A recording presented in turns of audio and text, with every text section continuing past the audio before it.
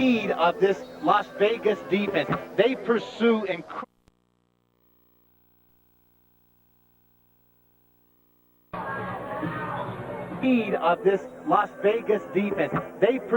incredibly fast. They have terrific lanes, and they are very disciplined about what they do.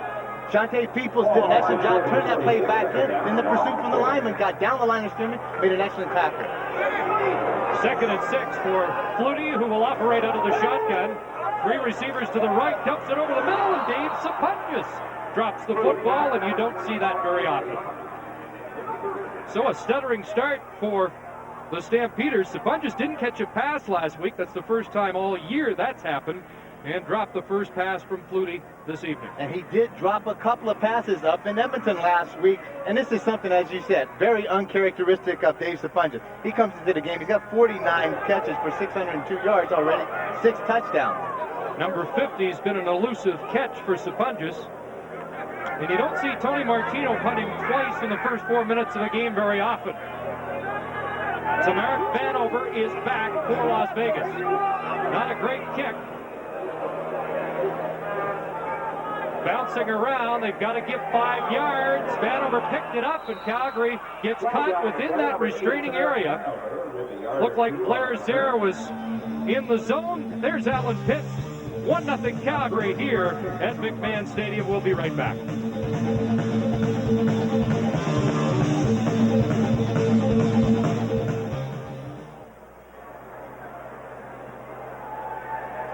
Mo D.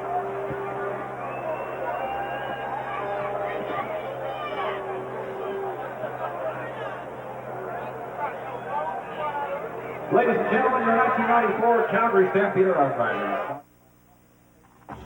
The CFL on ESPN2 is...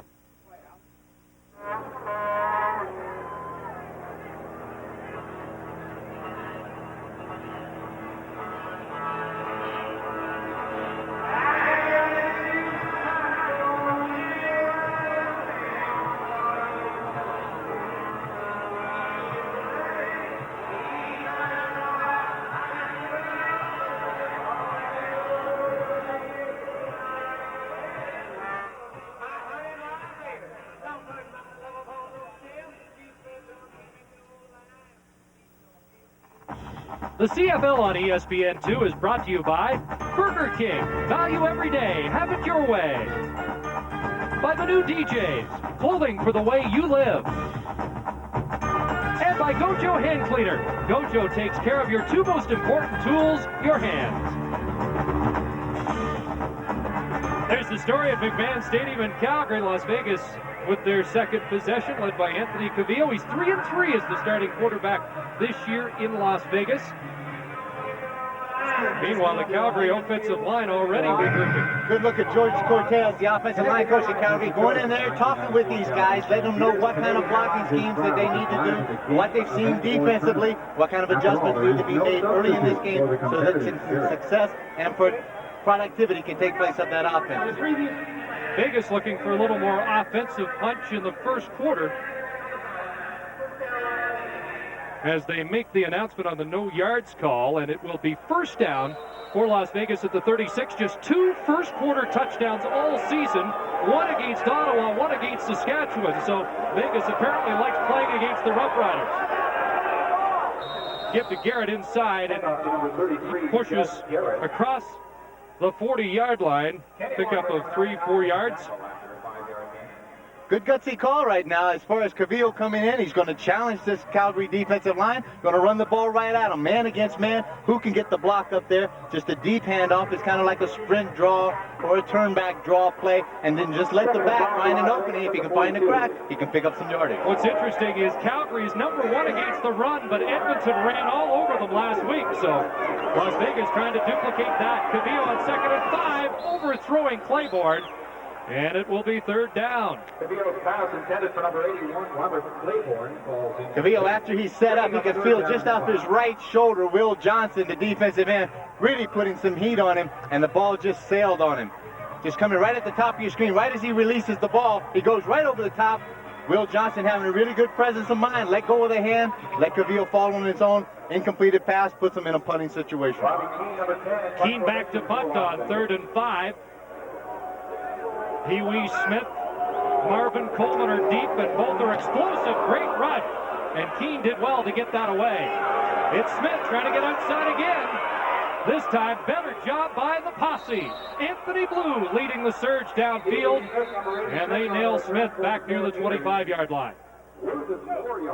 This is one of the things that's very impressive about Las Vegas is their coverage teams. They have tremendous amount of speed. You just need to teach the young players the discipline to stay where they're supposed to go. Good look at Alan Pitts going in.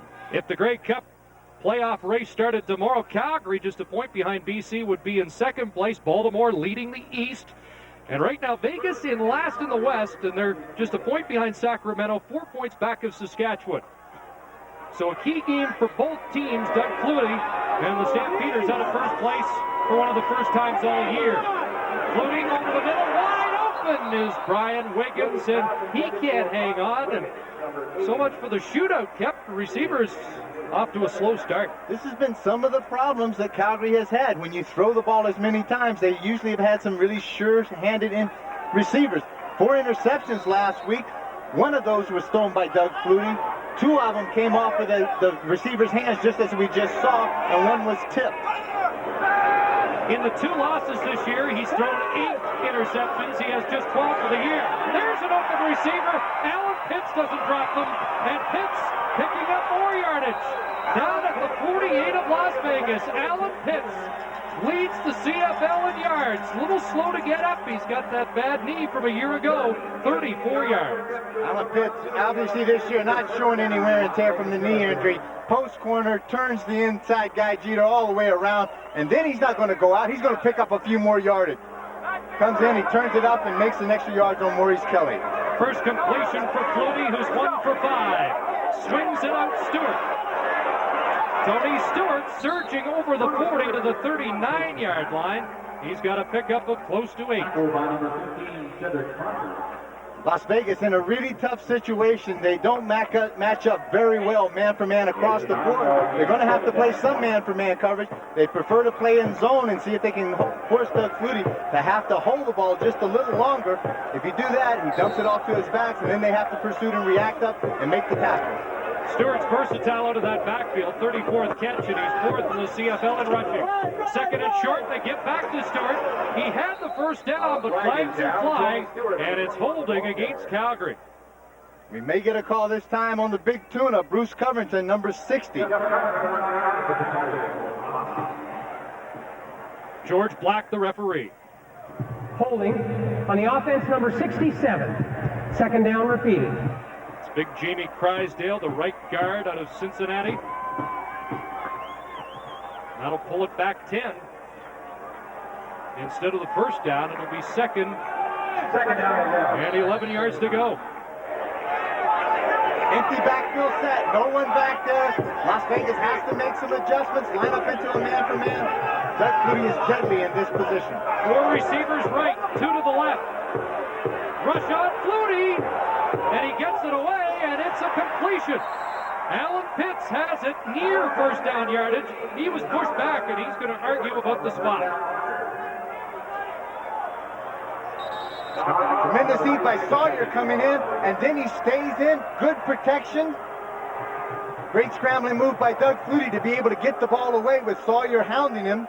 And then Alan Pitts doing what a great receiver does. Come back for the ball, make the reception. The chains are coming out, and I think he is going to be just a little short, Chris. Second catch already for Pitts. He thinks it's short. He's had 4 100-yard games in a row. His worst game this year has been 5 catches for 73 yards. You're right. 3 out of his first 4 games were over 100 yards. The 4th game was 99 yards. He now has 7 out of 10 games over 100 yards. And that really is the standard that all receivers are judged by now in this game. Wally Buono looks on because it is going to be 3rd and short.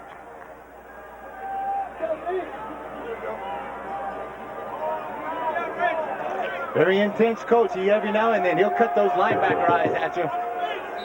Nobody behind Flutie, so he's either keeping it or throwing it. 3rd and less than a yard. He'll follow that big red wall. And he has it. Fumbled the football, and Anthony Blue has it. Doug Flutie coughs it up. A big turnover in Las Vegas territory. This Las Vegas defense has come up really big in the first 3 series of plays. Stopped Calgary 2 and out. Now they come up with what looks like an easy quarterback sneak. Doug Flutie comes in. Peoples is the guy that comes in and just grabs Doug Flutie's arm, rips the ball loose. It's live.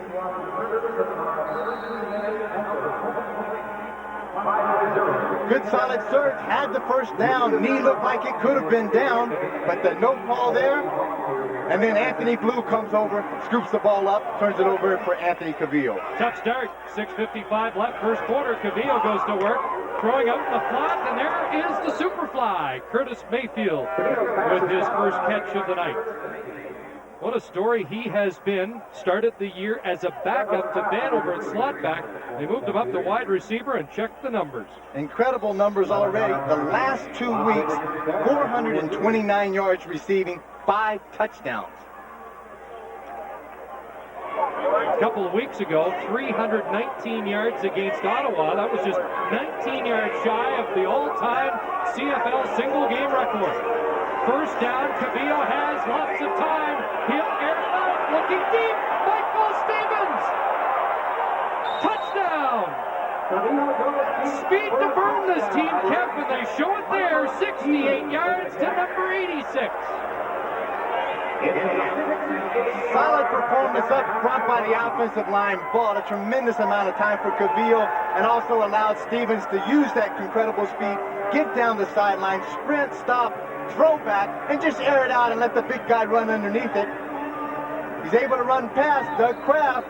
The corner, Kraft gets caught up a little bit and probably doesn't think that Cavillo's even going to throw the ball that far. But this guy has tremendous speed, and what an excellent start for the young expansion team from Las Vegas. Michael Stevens out of the University of Nevada at Reno in his CFL debut 2 weeks ago. 4 catches, 146 yards against Ottawa. Carlos Huerta adds the extra point, and Las Vegas takes the lead with 5:48 to go. First quarter, we told you about Cavillo. He can air it out. Great start for the Posse, who take the lead here in Calgary.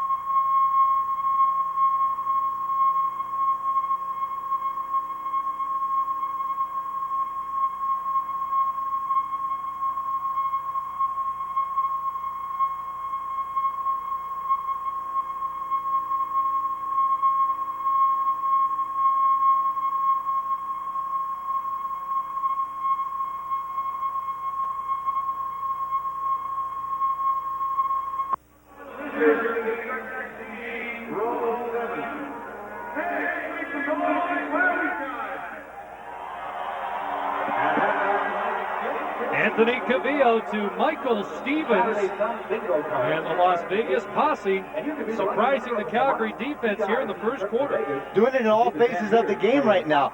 The defense is doing well. Doug Flutie has not had that much success. The specialty teams did an excellent job getting down and doing some coverage. And then Cavillo and this receiving corps, along with some great offensive blocking early in this game, doing an excellent job. There you can see the defense. That's Junior Thurman, the right corner, talking with the defensive coach. That's Bob Vespasiani. And they're getting down and trying to understand what mistakes may have been made. 68-yard touchdown to Michael Stevens. That didn't take long. Stewart dropped the football. And this does not look like a crisp Calgary Stampeder team in the first quarter.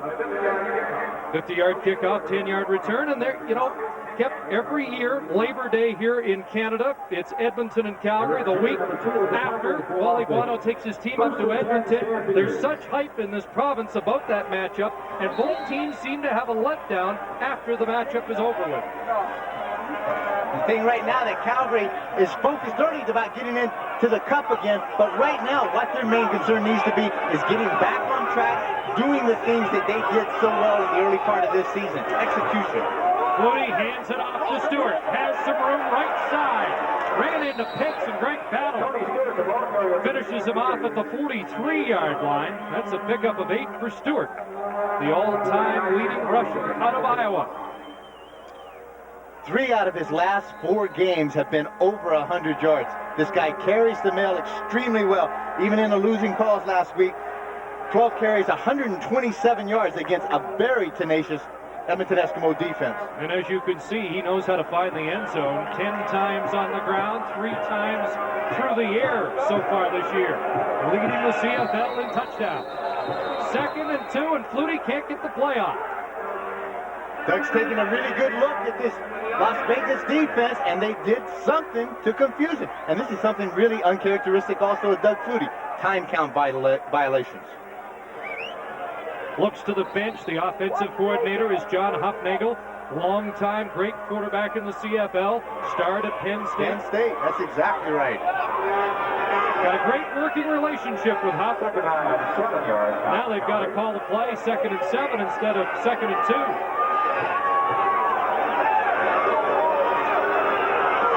Lots of time. Finally finds Sapunjas. And Sapunjas trying to reach for the 45, but he didn't get there. And he'll come up a yard or 2 short.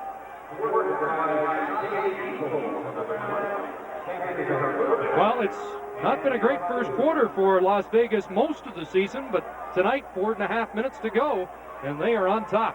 What a difference a win can make, and maybe a change in the management up front, and know that their head coach is also their general manager. Monies are in place. The jobs are secure for this year. Let's go work. Let's go have fun. Let's play football. Martino punting away on 3rd down. Vanover at his 24, and he is nailed, and a flag flies late. Number 8, Tamar Vanover, limited to about 1 yard. While we sort out the flag, we'll take a break and be right back to McMahon.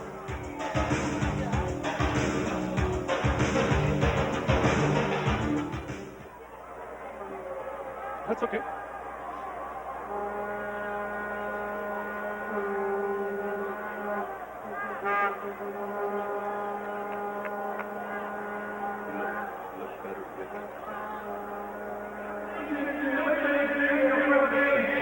It's one of yours, so I know you're biased.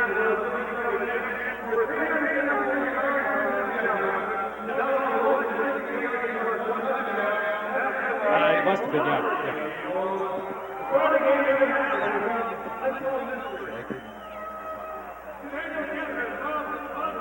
I tried to do that too, yeah. Yep, absolutely.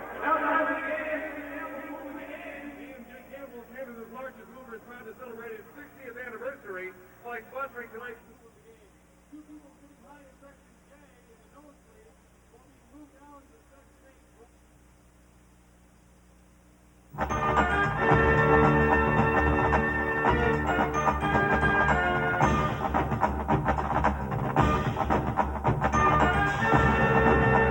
Back at McMahon Stadium, Calgary, Alberta. Chris Cuthbert along with Danny Ray Kepley. It's a 7-1 Las Vegas lead thanks to the bomb from Cavillo to Michael Stevens on the last possession for the Posse. And the flag that we saw right before we left for that commercial break was an illegal block against Las Vegas, so it moved it back.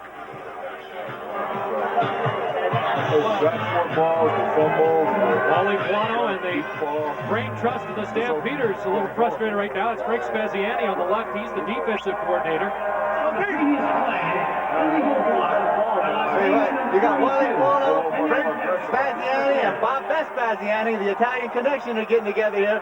Something serious could happen.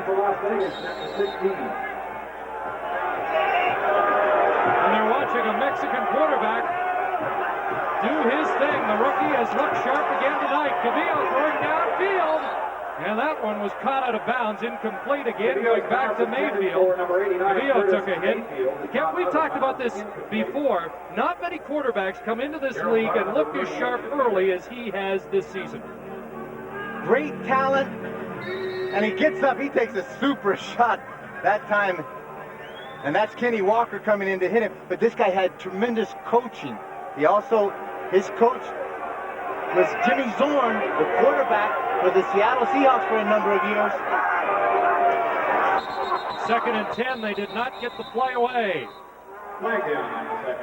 Look at an illegal procedure, maybe against number 69. That's Big Ben Jefferson trying to move out of there quickly. And when Ben moves, you notice it. 6'9", 335 pounds out of Maryland. Well, there are the numbers this year. On the offense, number 6'5". It's been a super start for Cavillo, who threw for over 3,100 yards last year at Utah State.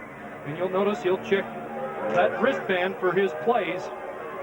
Getting back, the head coach at Utah State is a fellow by the name of Charlie Weatherby. Charlie Weatherby was a CFL quarterback. So this guy couldn't help but getting good coaching as a quarterback. Hand off, and it's Judd Garrett pounding away. Knocked down by the linebacker, Alondra Johnson, at the 18-yard line. And Judd Garrett comes up short. And it'll be 3rd down. Good solid search series. Just give it to him deep. Let him try to find an open area. Calgary willing to let him run the ball a little bit, not giving up the big play so that the first down could be made, then reacting up, and Alondra Johnson comes up and makes the tackle with authority. Keene not kicking as well as we have seen in the past early in this game. 3 minutes to go, first quarter. And it's Smith. To get off the knee and return it for close to 10 yards. Number 86,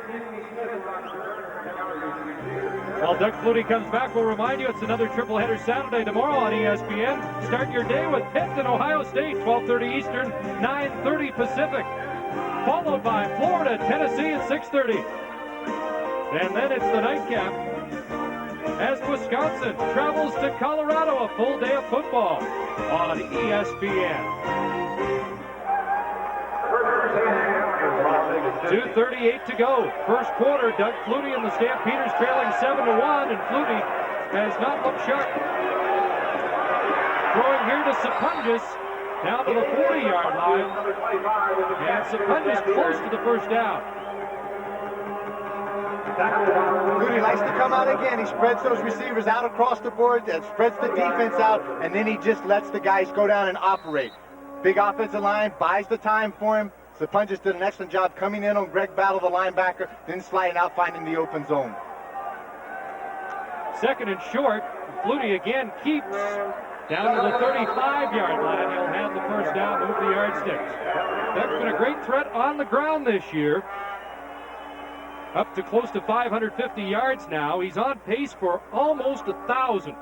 And of those 550 yards, 8 of them have been touchdowns. first down for the Stampeders. First down, Stampeders on the move. Play action. Over the middle, wide open, Brian Wiggins. And Wiggins down inside the 10. Well, Flutie's got them going now. 26 yards to Wiggins. Brackets the throw. Wiggins comes down across the middle. Sapunjas is short. Wiggins is right up over the top. It's an over and under from the same side. And Wiggins just got the open area over top. First and goal, Flutie out of the shotgun. Throwing into the end zone, and Sapunjas can't catch up with it. Doug now 6 for 11, 93 yards in this first quarter. We're in the final minute. The green zone, as Coach John Hutnagel likes to call this when the Calgary Stampeders are going in, because green is money and that's for scoring. Second down. Ball just inside the 10. Rush on Flutie, dumps it off, Tony Stewart, and he'll score! 14th touchdown of the year for number 21.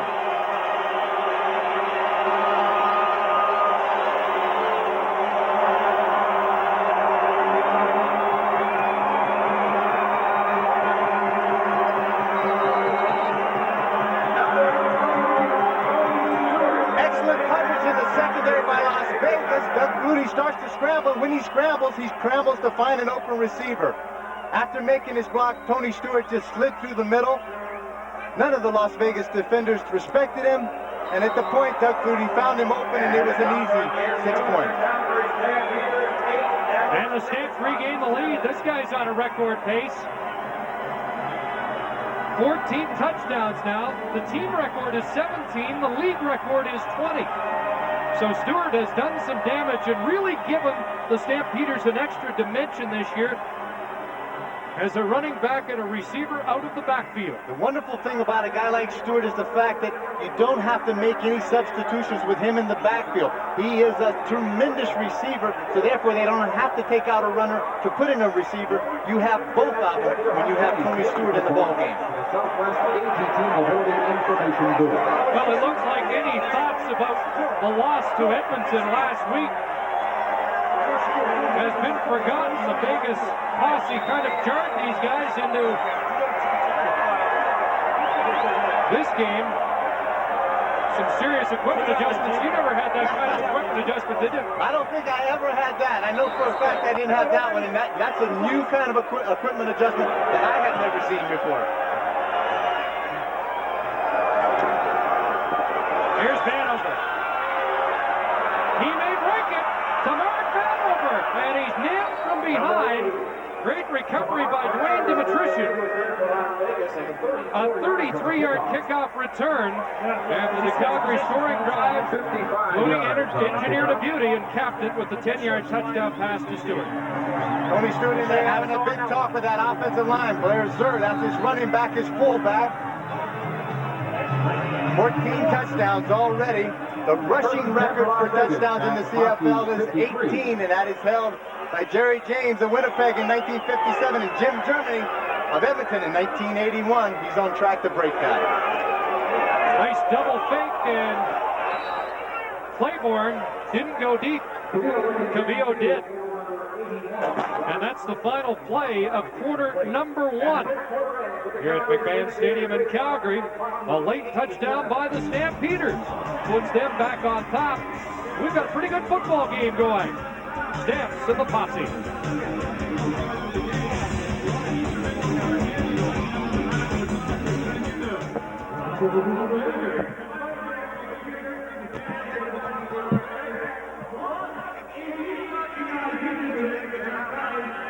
Yep.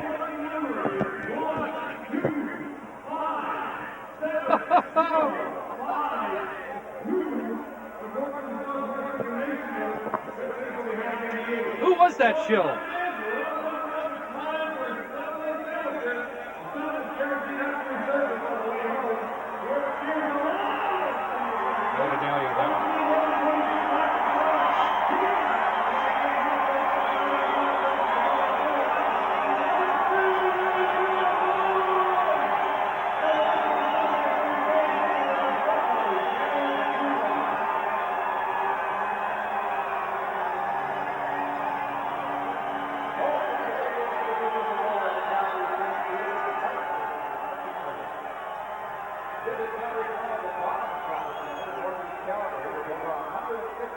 Good. This is fun. Great, thanks. Yeah.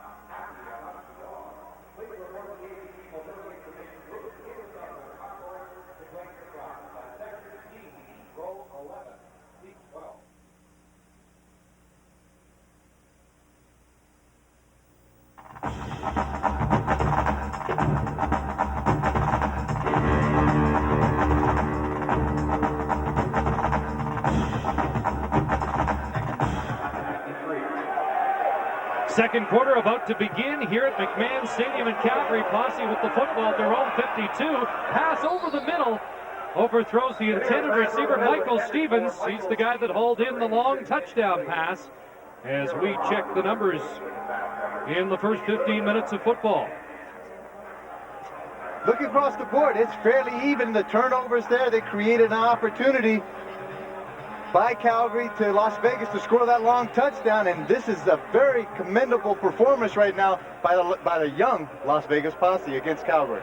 68 of the Posse yards coming on the Stevens touchdown pass. Third down and Keene back into punt. High kick will come down to Smith at his 11. Pee-wee Smith, always dangerous. Great battle. One of the tacklers for the Posse. There's John Hupnagel conferring with First Pitts and Doug Flutie as you see Greg battle. What kind of year has it been for number 34? It's been a very tough year for Greg. He comes from the Winnipeg Blue Bombers, where he's been two-time MVP up here as the outstanding defensive player, playing with a very experienced defense, a team that knows one another very well. Now he's got to come down there and run the show and put everybody and all these young guys in the right place.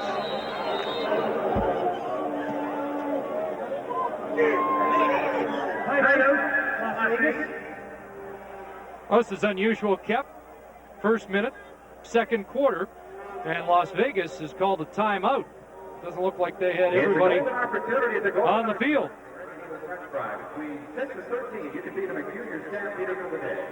A little early to be calling timeout, so I imagine there was some confusion, and Ron Meyer didn't want to take a chance and give Flutie a big play. At the best of times, it's tough to stop Doug Flutie when you've got 12 or 13 or 14 guys out there, too many. But if you only have 11, it makes it extremely tough. Here's a good look, because Coach Wally Buono. That was the over-under, and you got a corner route. Or the corner route was on. Now you can hear. That's Matt Finley. He's the captain of the defense. He's caused the signal. But Coach Buono not only is the head coach, but he's the position coach as far as the linebackers. First and 10, and Flutie on the roll. Downfield, there's Pitts. At the 45-yard line, Alan Pitts has another catch and another first down. This shows you the great versatility of Doug Flutie. Naked bootleg, comes out all by himself. Now watch how he comes out. He's going to fake the inside handoff, has the defensive end bite all the way down inside, who's supposed to have containment. Now he's going to come out. He can run all by himself. He's got 2 or 3 receivers that he can throw to. He sees Alan Pitts sit down in the middle of the zone. Excellent throw. 70th time this year he's hooked up with Pitts. This time, no fake. He gives to Stewart off the right side for short yardage. This is a solid defensive team against the rush, I think, in Las Vegas. Tremendous pursuit. If you just line up and you're going to try to manhandle them one-on-one and just play to get to the ball, this Las Vegas team can compete with you. That's the man with the touchdown for Calgary and one of his supporters.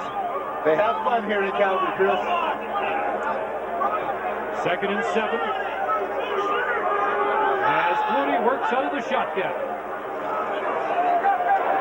Has time downfield, almost picked off, and it almost ricocheted into the hands of Alan Pitts in behind everybody. Number 27, Al Jordan had a chance at an interception. Cornerback out of UCLA.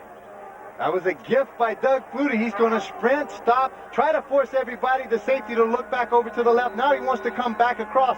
The ball just sailed on him. Dave Sapunjas is just met right in the hole by Maurice Kelly.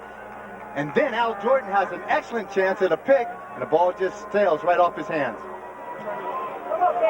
Martino kicking it away on third down, and it bounces over Vanover. Flags flying as Vanover goes down at the Las Vegas 24-yard line. Doug Flutie and the Stampeders up by 1. We're early, second quarter. And I said, Ray, I didn't mean I was just throwing a bogus. And that's why we 149, 0. Okay, bring your attention to the south end zone.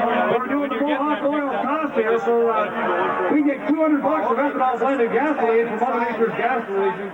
Better to try and nail the driver, though. Hey, Steve! You know what? They got to walk up here tonight. Look at over there now. It's a pretty decent crowd. He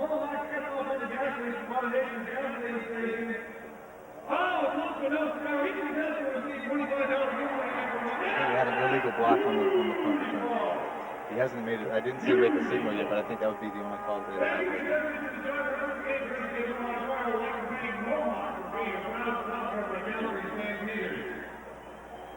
The CFL signals on four selected ball, the contestant out of the football box, line 4 line for start.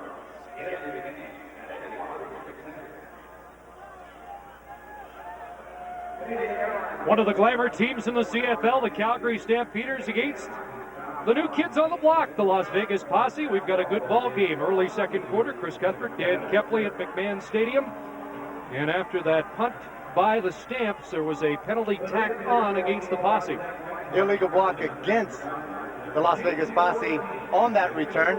Backed it up halfway to the goal line. Chris, this team right now is really looking pretty well. We're talking about bright lights. They brought some from Vegas with them. Well, Curtis Mayfield has been the man for Las Vegas this year. Carlos Huerta, quite a kicker. But somehow Anthony Cavillo's got to utilize the rest of that offense, and he's been hamstrung a bit. Remember that Kalen Hall was one of the leading rushers through the first couple of weeks, blew out a knee. In fact, there's been 8 different running backs for Ron Meyer so far this year, and it's tough to establish a running game with that kind of injury problem. It really is, so now he's got to take it on himself a little bit more. He's not going to get a lot of big passes against the Calgary Stampeders. Pick and choose a little bit, give him exactly what he can take from the Calgary Stampeders. And give it to Judd Garrett up the middle, Matt Finley, Lubo Zizakovic, Stu Laird on pile.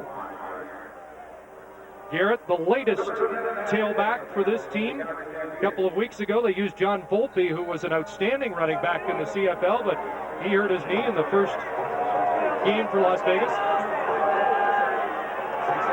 It's marked at the 13. That's really constantly up and down the bench, talking to his players, reaffirming what they need to do out there, instilling the confidence in them. Illegal procedure.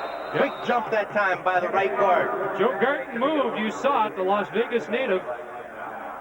Graduate of Colorado, 6'3", 290. For 51 on the offense. Penalty, second. Garton, a two-time All-American. And he is a load. Bench presses 480 pounds. It's up there about right where you are, huh? Yesterday in the gym? Penalty takes the ball back to the 8-yard line, and second down and 11. 6'3", 290. We're metric up here at 480 grams. Second and 9 from deep in Las Vegas territory. Oh, Cavillo in time to air it out. And he's got Mayfield at the Posse bench. It's a catch.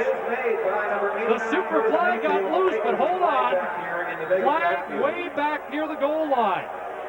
Second, Chris, this could be unnecessary near roughness after the throw. Now, as you saw Mayfield step out of bounds, he was pushed by Junior Thurman. In the CFL, if you're obstructed or you're forced out of bounds, you have the right to come back in, and you are an eligible receiver. Now watch Stu Laird right at the last minute. The ball's thrown. He takes a shot on the quarterback. It'll be 15 yards tacked onto that big gain. And the gain was 46. Wally Buono preaching restraint at the Stampeder bench. But Cavillo riding the long ball here in the first half. The 68-yarder to Stevens, 46 yards to Curtis Mayfield. Gets Vegas out of the hole and into Stampeder territory. He has another strike, and it's Mayfield getting loose. And it's no wonder he leads the league in touchdown receptions. This man is a sweet receiver out there. Solid feet, good soft hands coming in. Just a simple out pattern. Drives Junior Thurman deep. Now see, Thurman thinks he's going to the home run ball again. Breaks it back. Now Thurman gets head up to him, gives him the two-way go, and Mayfield takes the outside with that one quick step and picks up an additional 6 or 7 yards. Mayfield had 2 touchdowns last week. And Vegas is knocking at the door. First and goal at the 9. Cavillo flushed out. Anthony Cavillo will score. Not as mobile as Doug Flutie, but he can get the job done. And Cavillo caps a long Posse drive. When you leave the barn door that far open, Cavillo's looking. They have excellent coverage down, and then he just pulls it down. No one's going to put a hand on him until he crosses the goal line. Marvin Pope, the middle linebacker, is the last guy to even have a chance. And Cavillo's showing some real savvy out there as a quarterback tonight. Huerta adds the extra point. And the Posse move back in front. Boy, Cavillo looks good there. 78 yards and 2 passes to Mayfield, and then he scores.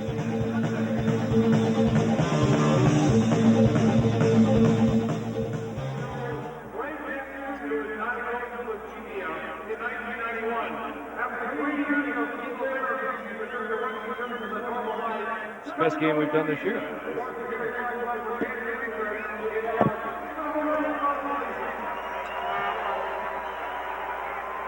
What do you need? Oh, okay.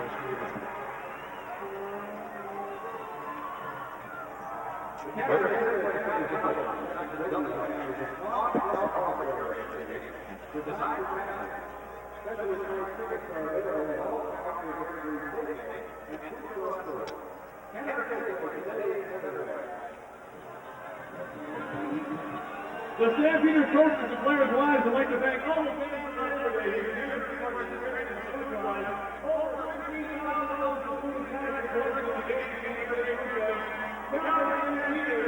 Well, the 22-year-old rookie quarterback out of Utah State looks sharp in this first half as he engineers that long touchdown march by the Posse. And Las Vegas regains the lead. 2 minutes, 4 seconds. That's how long it took. A couple of big throws to Curtis Mayfield got them in scoring position. Well, I certainly hope that, being on camera yesterday and doing that interview with Pitts right before the game had anything to do with his performance. In this case, he's going to have to sign a big contract with ESPN to get on every game. Bob Vespasiani talking with Bill Johnson there, getting containment, making the move, and being very disciplined about what you're going to do out there.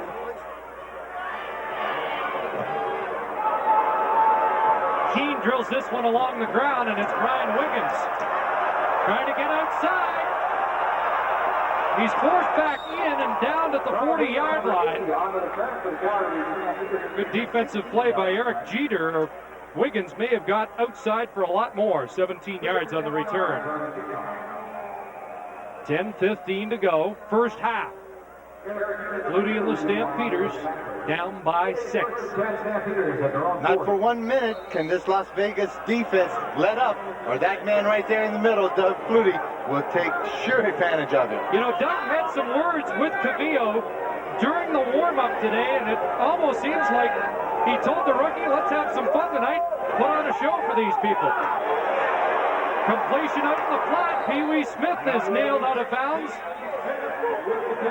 That's James Bullock who hit Smith, and Smith wants a little excitement here to get the Stampeders back in it. Exactly. Whatever it takes. Somebody gets fired up. Let's go. I'm going to do my job. You guys do your job. Let's get in here. Pee Wee out of Miami. Something that Doug Flutie doesn't do a lot of, and that's throw that deep, long out to the wide side of the field. But there was Pee Wee Smith standing wide open, and he just took advantage of it. 21 yards to Smith. It's first down, and Flutie airs it out, looking for Wiggins, and he is well covered by Don Robinson. Step for step with Wiggins. And it'll be second down. Don Robinson out of Kentucky was tremendous coverage that time on Wiggins. Step for step, a lot of contact downfield, harmless type of contact, but excellent one-on-one coverage. Robinson started the year as a backup in the secondary, but enjoying his 6th straight start tonight. 2nd and 10. Ball at the Vegas 49. Flutie keeps, now throws, and there's Pitts. He's down by Robinson, but it's a first down for Alan Pitts. And the Stampeders, I think those two guys, Mayfield and Pitts, had a little agreement. They put a show on tonight. Doug Flutie comes out, and in this case, you're wrong if you do, you're wrong if you don't as far as defense. You're holding it up. Doug Flutie is out. Now Alan Pitts can settle down in the zone. Turns back, sees Doug Flutie in some problems. Comes back and just works into the zone as the defense goes up to try to attack Doug Flutie. Make the tackle on him. They allow Alan Pitts to get open. Pitts 4 catches, 77 yards. First down, Stamps. Pitts is wide open, and he will score. Touchdown, Alan Pitts. If Mayfield can do it, Pitts can too. Anything you can do, I can do better. And here's where the coverage comes in the problem. Alan Pitts is matched up one-on-one against Tim Brody, the outside linebacker. And anytime a guy like Pitts has that kind of matchup, Doug Flutie's going to find him and go to him right away. You can see that Brody doesn't even come into the picture until Alan Pitts is across the goal line after that post corner route. Mark McLaughlin to add the extra point, and the Stamps move back up by 1. Seesaw battle. Alan Pitts, Ron Meyer putting on a show, and the fans in Calgary enjoying it.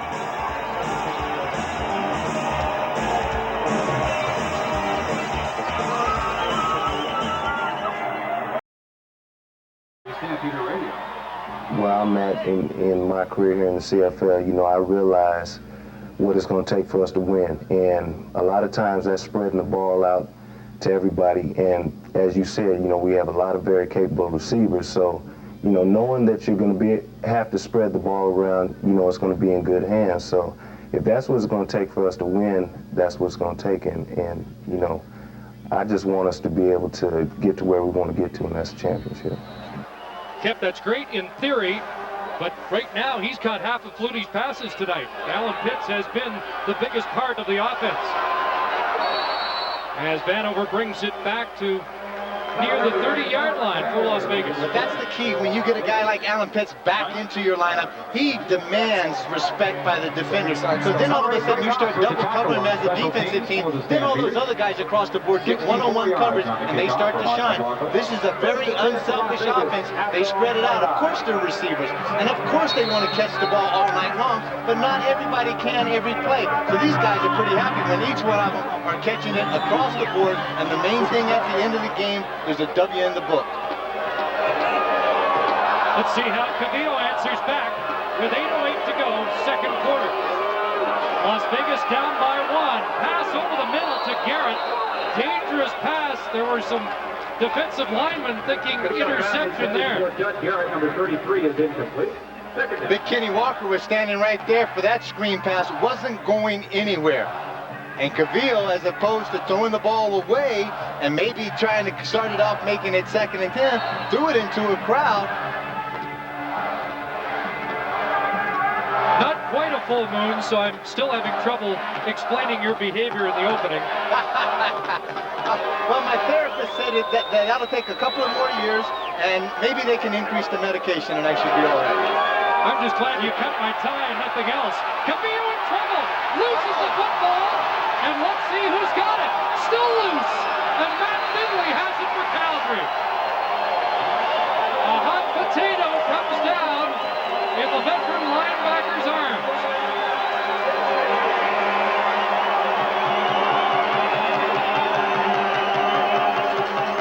D-top defense in the Canadian Football League comes with a halfback and a safety blitz. That's Knox that comes in there, number 8. The safety comes out of there. Big scramble. The ball comes loose. Alonzo Johnson has it for a while, loses possession of it. Everybody has a chance at it. And the captain, Matt Finley, is the player that comes up with it. And it makes Doug Flutie and gives him an opportunity to start again on a very short field. First down for Flutie and the Stamps. Going to the air. There's Sapuntis inside the 5 before he's ripped up by Maurice Kelly.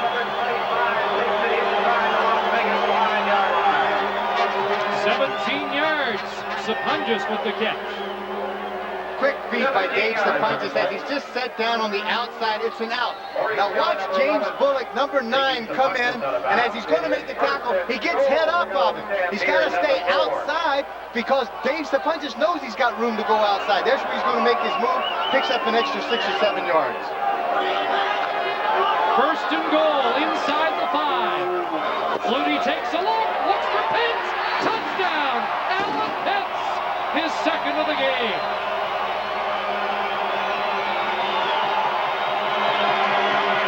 And don't look now, Curtis Mayfield, but he's 1 touchdown behind you.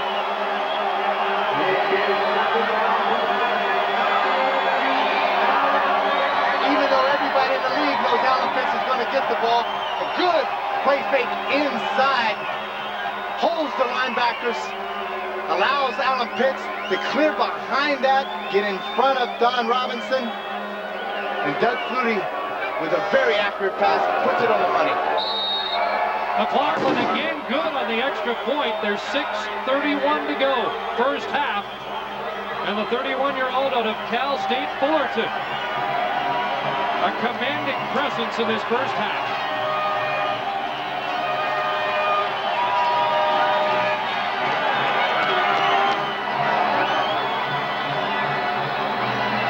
Let's look at how he spreads it out across the board. You've got the safety up on the line of scrimmage with the linebackers. Doug Flutie reads that, may call a quick audible. If not, it's automatic. Alan Pitts knows he's going to take the fake, go to the outside. Boom, now break it back across the line, get to the post, and Doug Flutie sprints out, buys himself a little more time, allows Alan Pitts to run away from the defender. Easy touchdown. Mayfield leads the league with 12 touchdown catches, but Pitts with 2 tonight now has 11 on the year. And it didn't take long to make Las Vegas pay for the fumble. Alan Pitts, a big Stephen King fan that he said, and tonight he is wreaking a little havoc and making this very scary for the Las Vegas Posse. Maybe he thought it was a full moon too.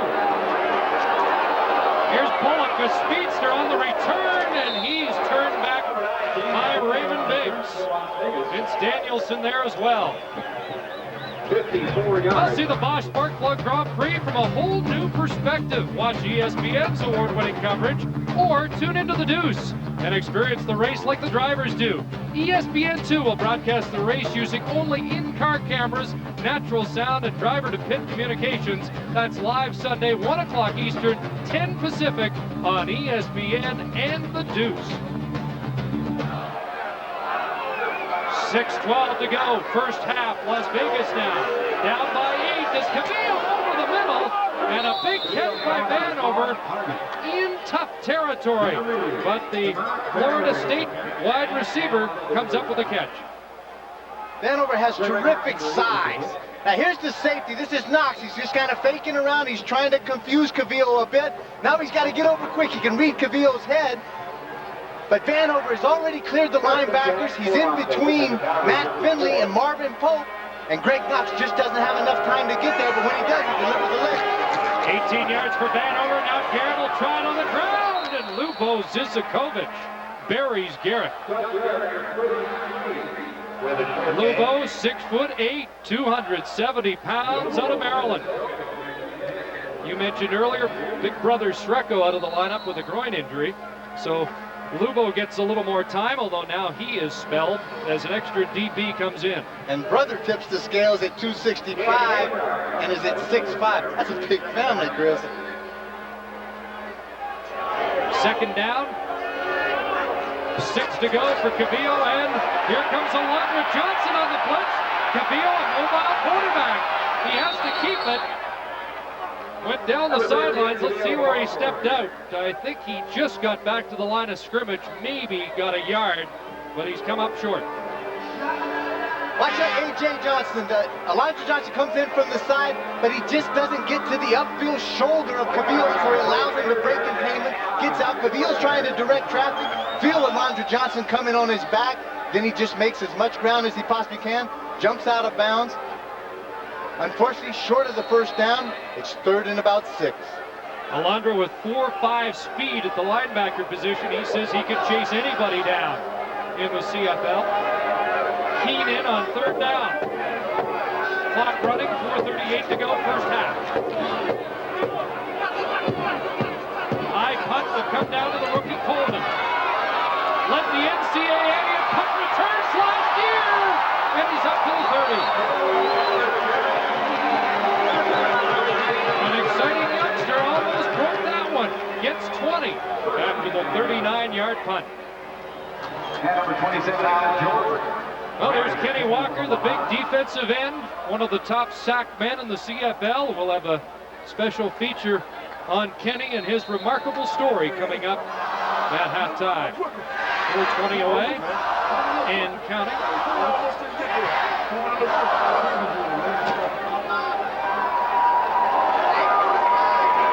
First down for Flutie and the Stampeders, who have got it going here in the second quarter.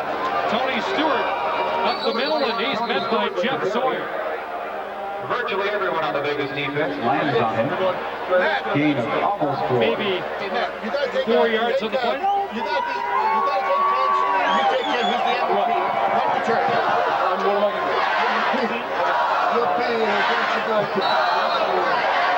Coach Vasviani coming in there, doing a little bit. Sounded like making some changes and some substitutes on the specialty teams. And as you mentioned earlier, Kemp, Wally Bono is a hands-on head coach. 3.5 to go, second down, throw over the middle to Stewart to the 40-yard line, and he is close to the first down. Good spot, and I think he picked it up, Chris. Stewart with the touchdown, Shante Peoples at the tackle. In the backfield, shotgun, no linebackers coming. Now just go down there and settle down. You're the safety valve pass. Shante Peoples is going to come up and react, makes the tackle, but his momentum is able to pick up the first down. It is a first. Flutie has time, and there's Alan Pitts. And Pitts hook slides at the 43-yard line. He's over 100 yards once again with under 3 minutes to play in this first half. 27 yards, Flutie to Pitts. Steps outside, he gets shoved outside by Peoples, but he knows I've got to come back inside. You can see where Don Robinson really jumped on the outside pattern, not realizing that Pitts was going to bring it back inside. Doug Flutie has plenty of time to throw the ball, finds him open right across the middle, and takes it down for another major gain, and gets him over 100 yards in the first half.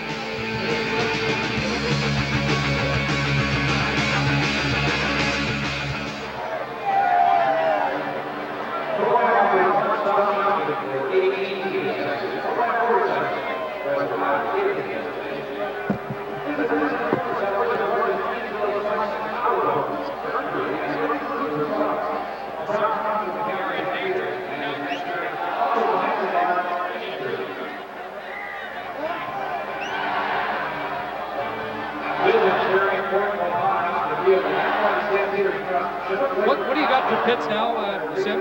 Such a big first half.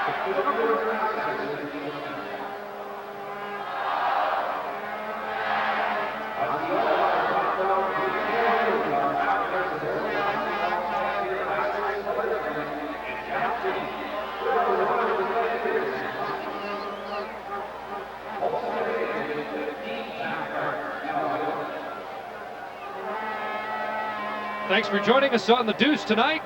CFL football from McMahon Stadium, Calgary, where the Stampeder offense is just starting to heat up. Under 3 minutes to go, first half. And once again, Doug Flutie and company are in Las Vegas territory. They have an 8-point lead. It's 22-14. And it's 1st and 10. Flutie dancing around, and he will take off with it. Stripped to the football. It's loose. And it gets into the hands of guess who? Alan Pitts. He's everywhere. That's the second time tonight the ball has been knocked out of Flutie's hand.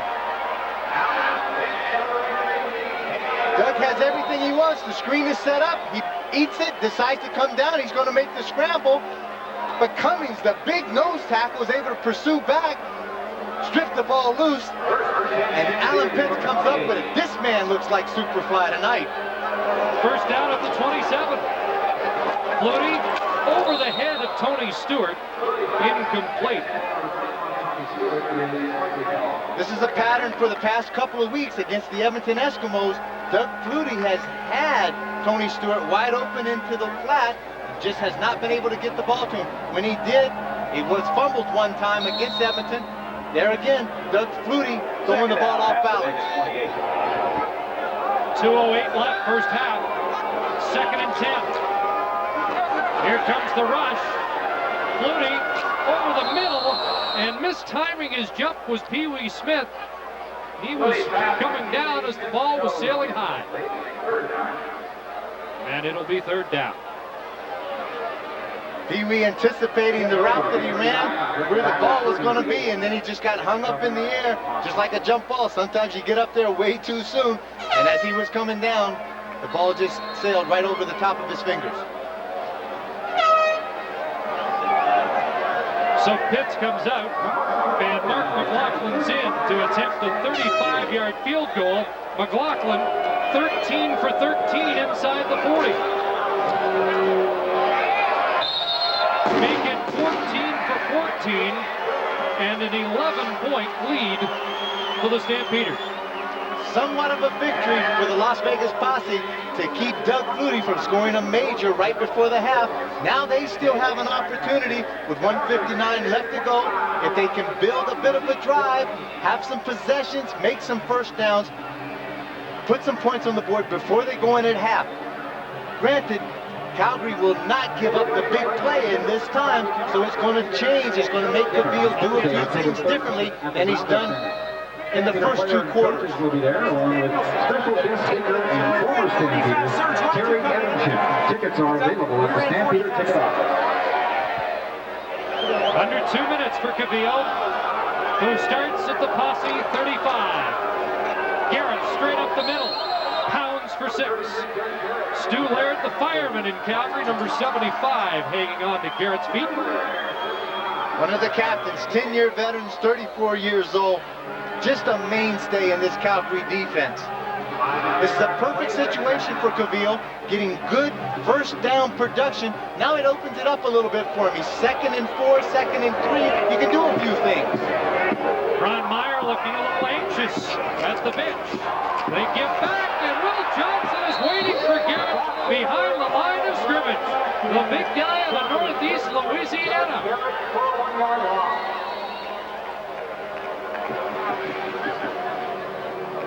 Well, Will Johnson known for the big defensive play. Watch Will Johnson lined up right here. Now, number 36 is Audrey Thompson. He's going to come up. He's supposed to make the block on him, but he doesn't get a good position. It allows Will Johnson slide down inside, and he meets Garrett head-on for the loss, forces him into a punting situation, and even more importantly for the Calgary Stampeders, a chance for Doug Flutie to score more points before the half. There'll be lots of time for Flutie and company now. You don't want to go 2 and out in the late stages of a half when Doug Flutie is catching a hot hand. A minute 20 seconds, a minute 30 seconds is a lifetime. When you're Doug Flutie, you can do a lot of things in a number of plays. Greg Gibson is the long snapper for Las Vegas. Not too deep, and Marvin Coleman gets the no-yard flag. Good play by Coleman. The Vegas bench has an earful for the officials, but they do call no yards after just a 29-yard punt by Keene. That's a surprise because he's got a pretty good leg. The type of call is crucial right here. There are 2 kind of calls. There's a 15-yard no yards penalty when the guy is definitely within the zone. If a guy is trying to get out of the 5-yard penalty zone, then they only name it 5 yards. First down.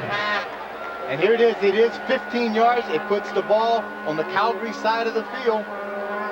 1st and 10 from about the 53-yard line. Well, Doug Flutie, after a tentative start, has really opened this football game up. 25-14, Stamps lead. And a flag has come down. Well, they were debating at that late Las Vegas bench about whether it should be 5 or 15, and somebody had a little too much to say. Exactly. This is going to be a call on the Las Vegas bench. Objectionable conduct on the Las Vegas bench. 10-yard penalty, first down. Coach Meyer in the middle of your screen. He knows you can't give Doug Flutie this kind of real estate without him earning any of it. It's tough enough to stop him when you're out there with 12 guys rather than give him 10 more yards. They're starting at the 43 of Las Vegas now. Flutie over the middle. There's Wiggins. Can't hang on. Top rookie in the West last year.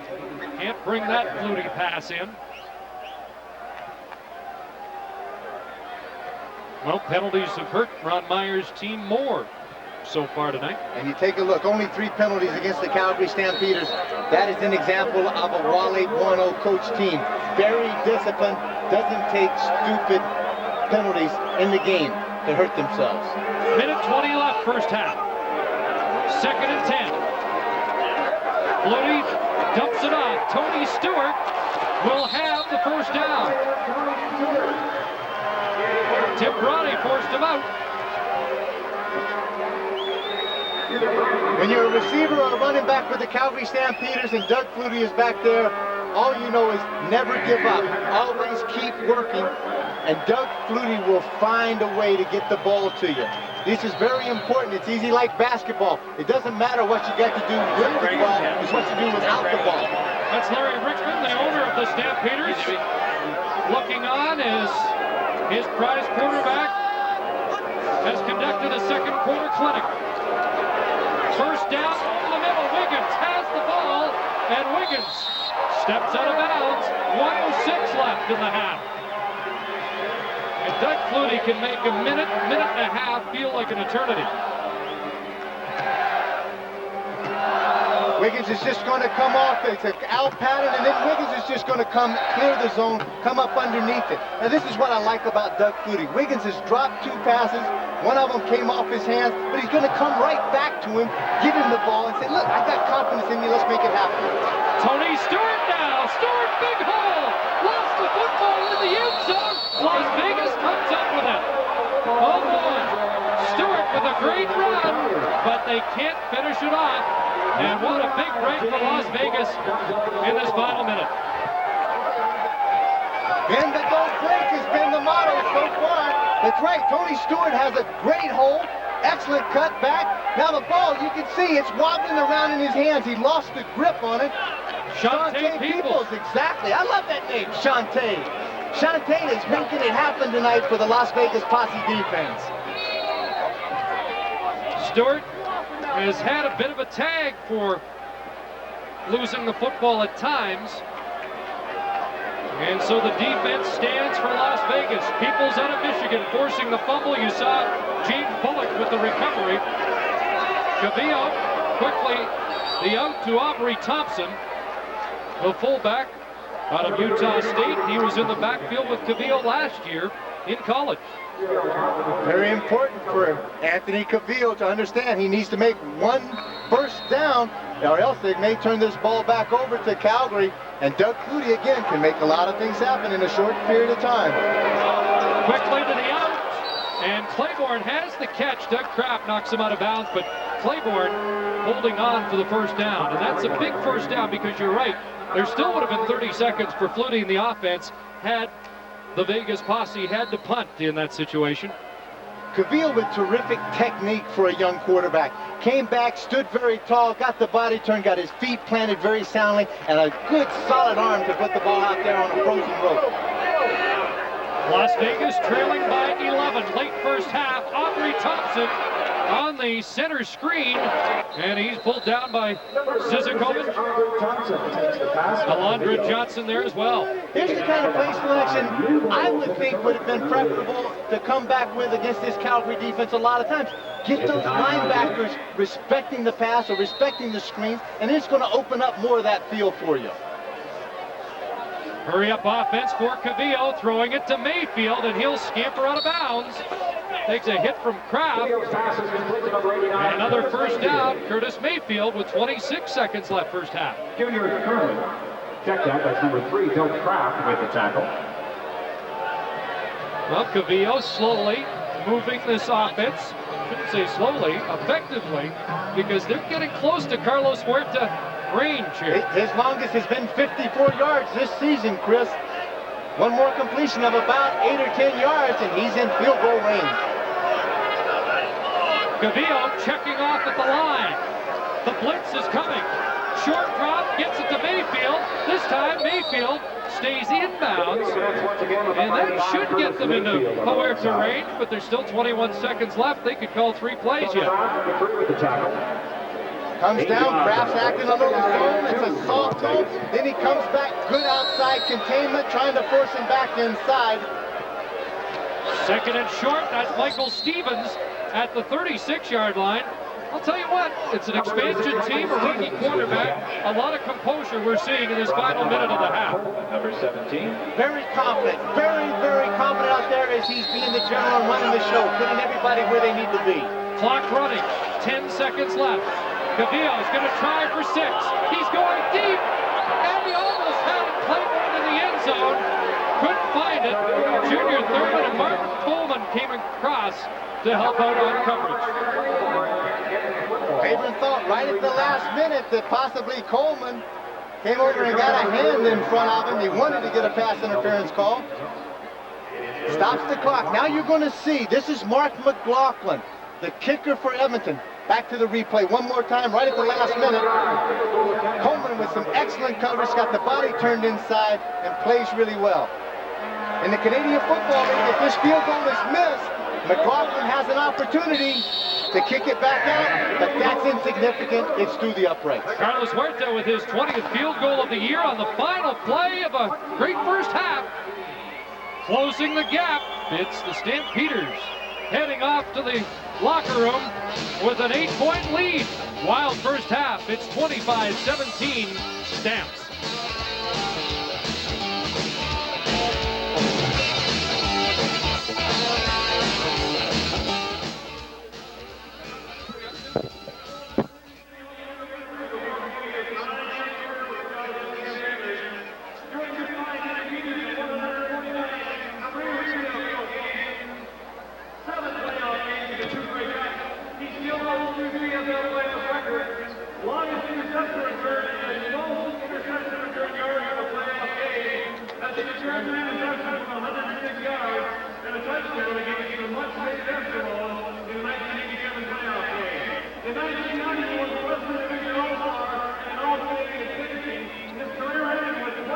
Test 1, 2. Yep.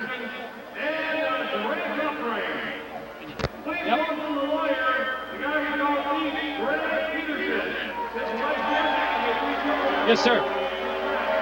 Great. Thanks, everybody. Well. No, it's going to be a good game.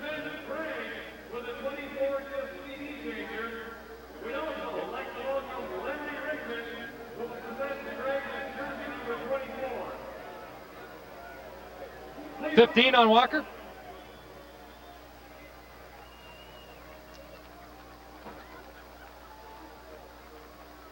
$15 on camera, or how does that work?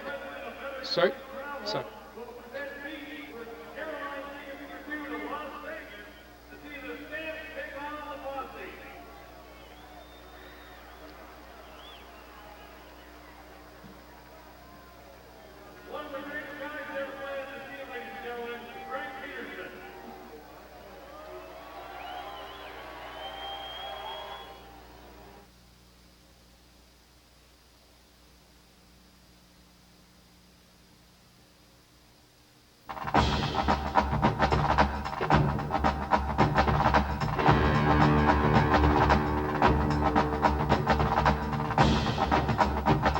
Great first half at McMahon Stadium. Doug Flutie with 3 touchdown passes. 2 go to Alan Pitts. Anthony Cavillo, a touchdown pass, and also scored 1 on the ground.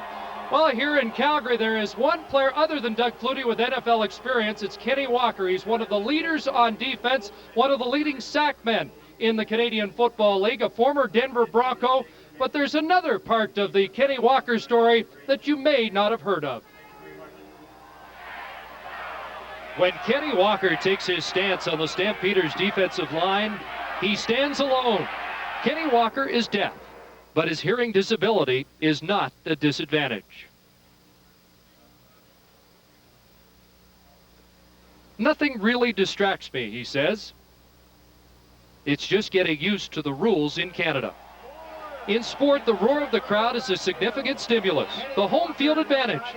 Walker can't feed off that energy, but he feels it.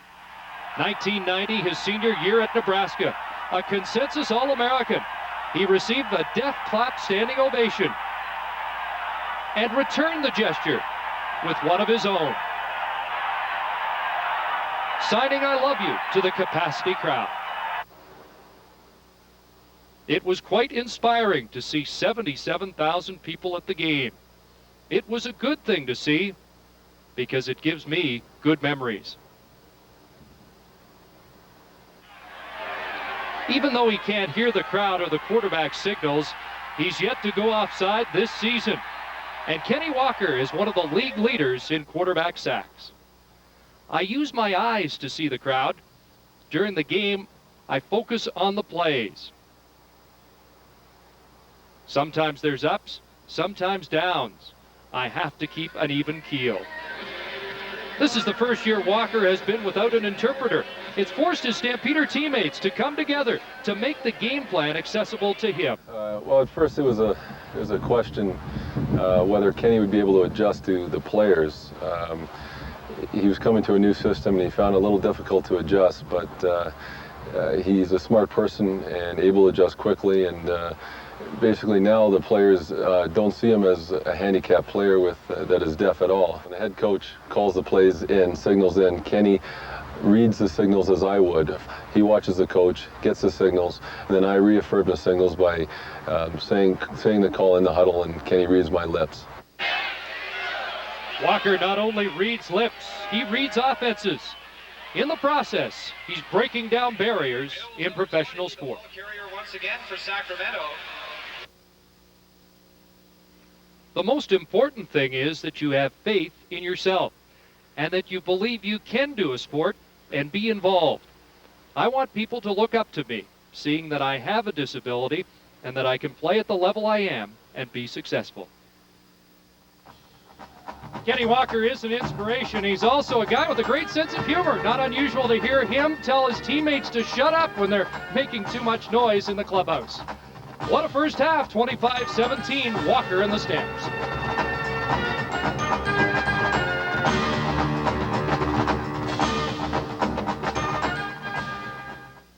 I'll just get everything here for you guys.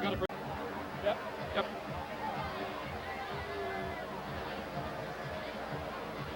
One or two?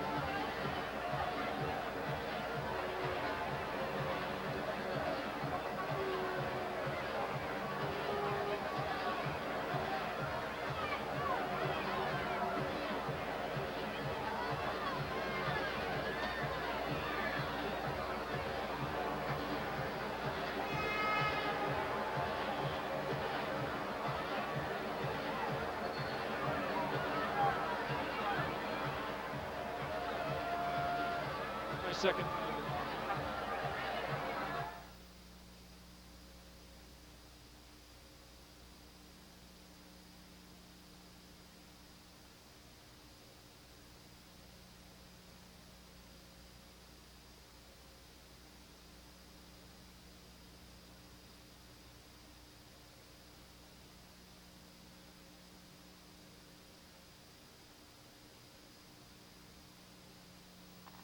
The CFL on ESPN2 is brought to you by Porsche.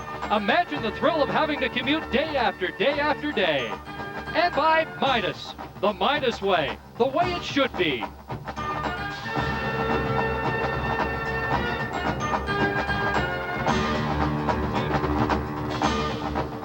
First half a showcase of what the CFL's all about, 25-17, as Doug Flutie and Anthony Cavillo look sharp in the opening 30 minutes of football, and so do the receivers, Alan Pitts and Curtis Mayfield. Cavillo, though, as a rookie, continues to impress. Well, he's very impressive, and he's got a lot of composure out there. When he came out, he mixed his plays up, very methodical about it. Went to the home run ball a couple of times, but he came up and he scored. Win in Rome, do like the Romans, and win in Calgary, run the ball like Doug Flutie. Yeah, he's got a little Doug Flutie in him at times. Good coverage in the secondary. The C parts wide open. Cavillo sees the end zone, and he goes in untouched. And this is what he has to do to make that Calgary defense respect him just a little bit more. I don't know if Curtis Mayfield started something tonight, but Alan Pitts is determined to finish it. Well, Alan Pitts has come out big most of the time this year. He has already 8 games out of the 11, over 100 yards. And in this touchdown here, he gets the kind of coverage that you want. It's a mismatch, one-on-one coverage against an outside linebacker. Alan Pitts finishes the first half, 7 catches, 142 yards, and 2 touchdowns. They're going to have to do something about that in the second half for the Las Vegas defense. And the second half is underway. With the saving tackle for the Stampeders. And a big kickoff return by the speedster James Bullock, a reserve defensive back. 53 yards on the return. And so the Arizona product has given the Las Vegas Posse a real spark to start this second half. It's 25-17, an 8-point Calgary lead, but a precarious one as Las Vegas starting at the Calgary 37-yard line. Cavillo, nice play action, throws out to Curtis Mayfield, and Mayfield out of bounds will have a first down. So we're starting as quickly as we finished the first half. Let's check the numbers in the opening 30 minutes, and they really started to roll it up after a slow first quarter. They really did. The big thing here, take a look at the time of possession that Las Vegas has had. In most of the games that Calgary has played, that has been a very lopsided number in Calgary's favor. Las Vegas held the ball, kept Doug Flutie off the field, and that's why the score is so close.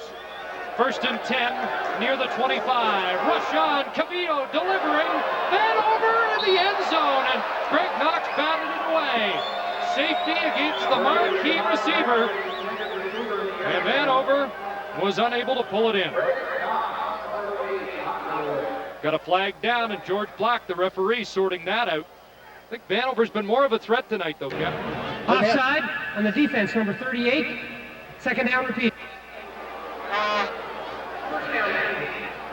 38, Gerald Bond was blitzing from his defensive back position. And as he blitzed, that's why Knox was locked up on the inside receiver. Vanover, the safety had to come over and pick up that man. Cavillo did an excellent job of reading it, threw the ball exactly where he had to throw it. Just the second time inside the 25. Let's see if they convert as they did in the first half. Garrett up the middle on 1st and 5.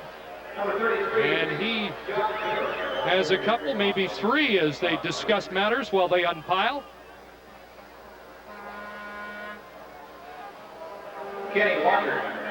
Play like this now. It's second and short. Cavillo, do the fake handoff inside. Play action, then boot outside. Try to look and see if you can find a receiver. If nothing's open down there, run the ball for the first down. Ron Meyer, true to his word, we asked him early in the year how he liked his running backs. He said, I'd like them to be bigger. They averaged 205 then, now they average 230. And Garrett doesn't get his weight to the first down marker. Laird pushes him back. It's going to be close. Depending on the spot, did he get to the 15-yard line? Taking a look at Garrett's momentum, I would say not. And it puts Coach Meyer in a really tough situation. He's got to make a call early in this third quarter. But after seeing what he may have done in the Ottawa game that they played earlier in the season, where he went for 2 points conversion, he went for the win. Instead, he is a gambler. It does come up as a first down, and so therefore he won't have to worry about making that call or rolling those dice then. First down to the Posse at the Calgary 15. First down at the 15. Opening 2 minutes of the second half. Cavillo passing in the flat. That's Thompson. And he's pulled down by Big Daddy, the middle linebacker, Marvin Pope. And Pope is shaken up on the play.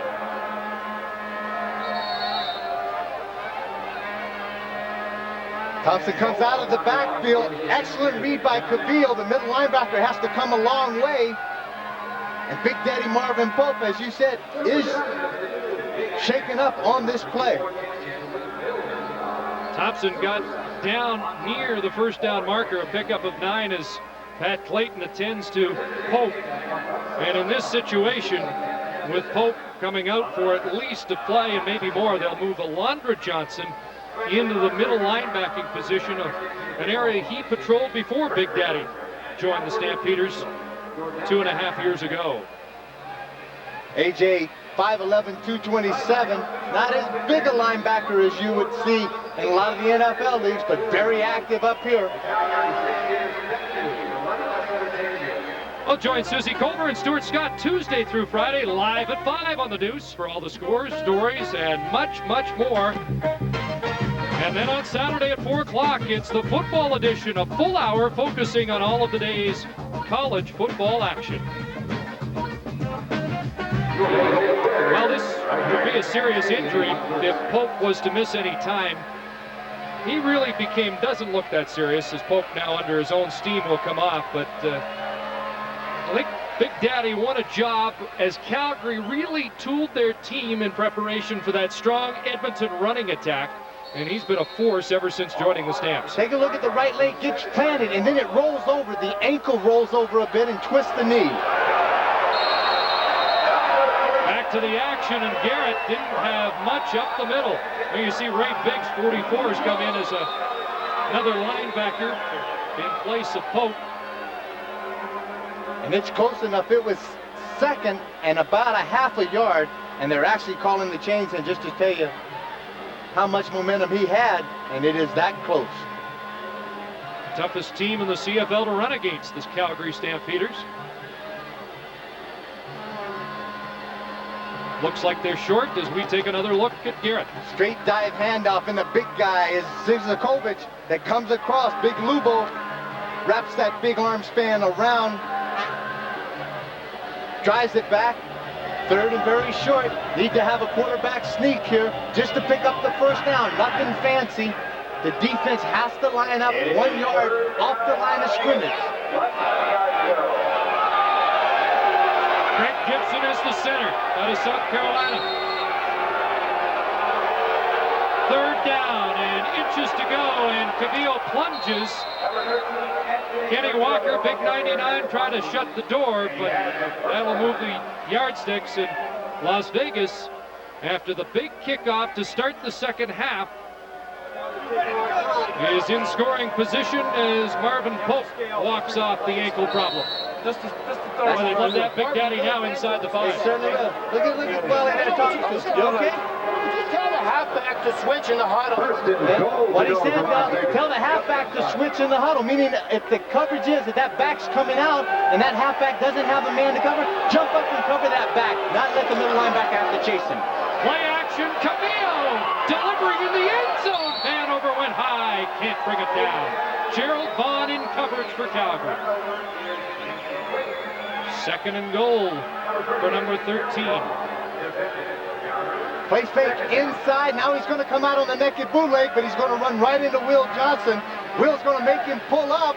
Good corner route, but Gerald Vaughn has excellent coverage, forces him to have to throw the ball high. Vanover almost comes up with a circus catch. Guano watching his defense. Second and goal. Straight drop back for Cavillo. Into the end zone, and it's batted down. Alondra Johnson in at middle linebacker now in place of Marvin Pope. Alondra looked over and said, don't worry about a thing. This used to be my spot. I know what to do when I'm in here. Two-time Western All-Star. Third down. You told us about the gambler. What's he do now?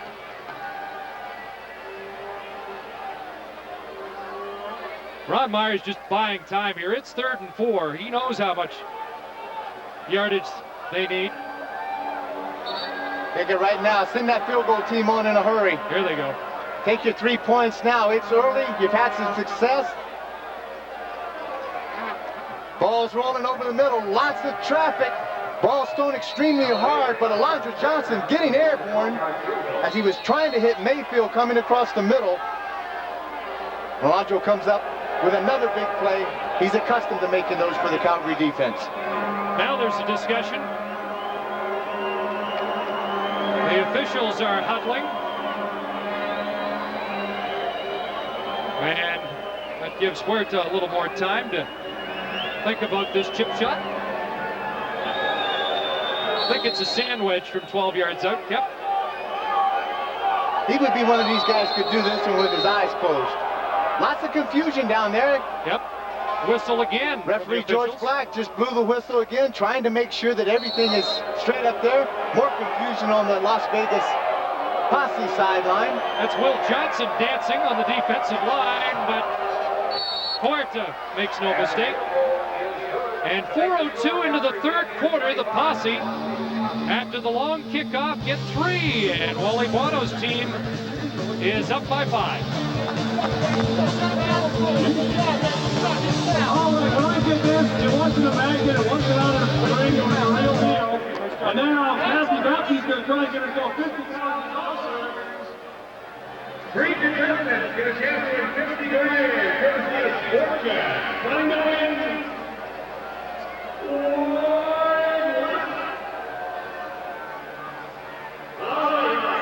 Great, thanks. Thanks. Come on, cheer on. Going, hooking, foul. Here you are again.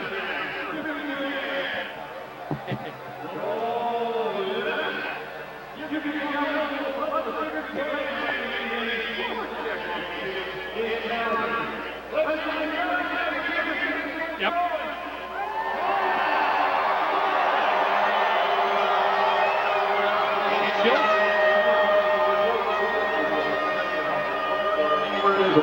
Well, when he's not selling books, he's Danny Ray Kemp in the broadcast booth with yours truly, Chris Kedford. There's the story, early third quarter.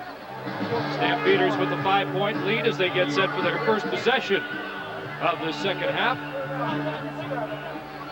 You see a very unique kickoff formation here. Now what they do as far as the return guys, everybody has a number. They want to number a guy and pick him out. Now when these guys huddle up in there, all of a sudden at the last minute they break out and scatter and cover the field. It makes it a little more difficult for the return team to pick up their man quite as quickly as they would if they were lined up right across the width of the field. They went offside a couple of times earlier this year in Toronto, and that had the critics kind of second-guessing that formation, but it has been effective most of the year. Marvin Coleman ran into a wall, and down he goes at the 35. Got a man down for Las Vegas. After the 26-yarder, that's the safety, Anthony Blue. Anthony came down hard on that suicide squat and just threw his body into the middle of the wedge with some reckless abandon, and I think he took the worst of that hit. One of a few players, son of the University of Nevada at Las Vegas. Let's find out what happened. Watch Anthony, and all of a sudden it's Tony Stewart, and Tony just gets the helmet right underneath the chin of Anthony Blue and lays him on his back. But that's the kind of effort that you have to have coming down to cover special teams. That's something you don't see in the NFL. The starting tailback is blocking on kickoffs, and a great job there by Stewart. Blue might disagree. With these small rosters up here, it forces a lot of the starters, a lot of the Americans to play all the special teams. And for the Calgary Stampeders, there is an import rule, 20 Canadians and 17 American players. There are no import restrictions for Las Vegas. They have 37 U.S. players. Blue replacing a former college teammate, David Hollis, the 3-year Seattle Seahawk veteran, who is out of the lineup tonight at the safety position with an ankle injury. We talked about Greg Battle doing everything. Now he's over there being a little help with the trainer, just making sure that one of his defensive players is okay. It's one of those things, do you know where you are? How many fingers do I have up? What city you're in? What color are those guys wearing over there? He seems to be okay. He'll come out for the time being, though. And Alfie Birch, number 24, is in at safety for Las Vegas. He is the first player signed by Ron Meyer as the general manager of this team earlier this week. First down, and they give to the man with the big block, and Stewart pounds over the 40 to the 41 and has 6. Had a touchdown on a reception in the first half, number 21. Tony Stewart, as we may have said earlier, he is Iowa's all-time leading rusher. Comes out, this is his second year, young fellow, only 26 years old. It's Vince Danielson in motion, a reserve slot back in the game as Flutie rolls right. Got a great block, and there's Alan Pitts. Pitts turning it into Vegas territory, down at the 43. What a night for Flutie, and number 18, Alan Pitts, 26 yards. Tonight is Friday, tomorrow is Saturday, and it's a draw for a big lotto up here for $2.4 million. Alan Pitts better go buy some tickets because he is hot. Look at Doug Flutie working, and he just finds Alan Pitts coming to sit down in the middle of the zone. And here's what the great thing about the Calgary receivers are. Not that they can all catch, but it's what they do after they catch the ball.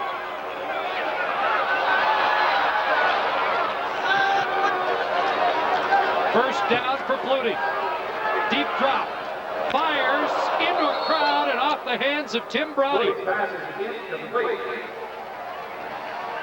Couldn't thread the needle. Guess who he was looking for? How about these numbers? And we are early third quarter. He is on pace to break Terry Greer's record for receiving yardage in a season. That was 2003. Back in the early 80s, when Greer played for the Toronto Argonauts, Pitts was on pace to go almost 2,100 yards, and he may be en route to his best night of the year so far. 1983 to be exact. I played against Terry Greer that year. Flutie looking deep, and Danielson couldn't reach for it.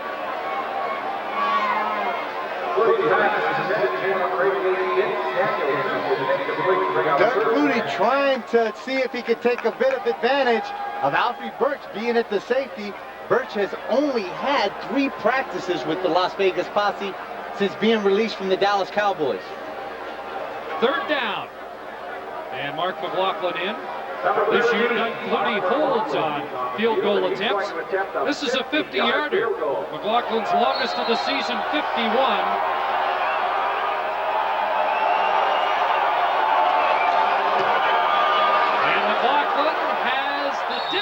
And he's gone.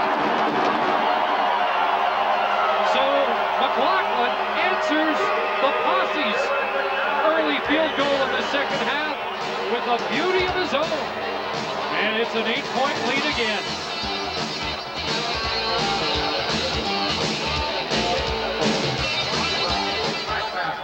Human Resources Development and Xerox. He'd have 9.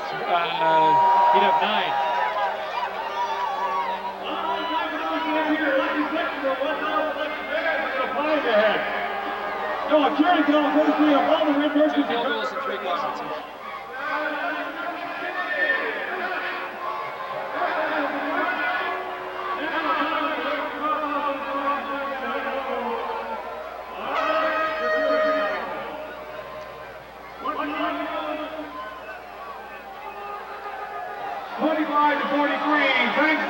Brentwood Village Mall from Frederick tonight's lucky section. Canadian Airlines is the official airline of the 1994 Calgary Stampeders.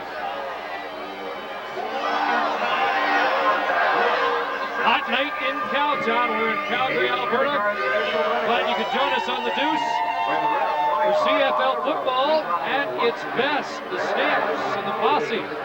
And it is an old-fashioned Western shootout as advertised. This may be whoever has the most bullets left at the end of this game is certainly going to win because they are firing them all the way.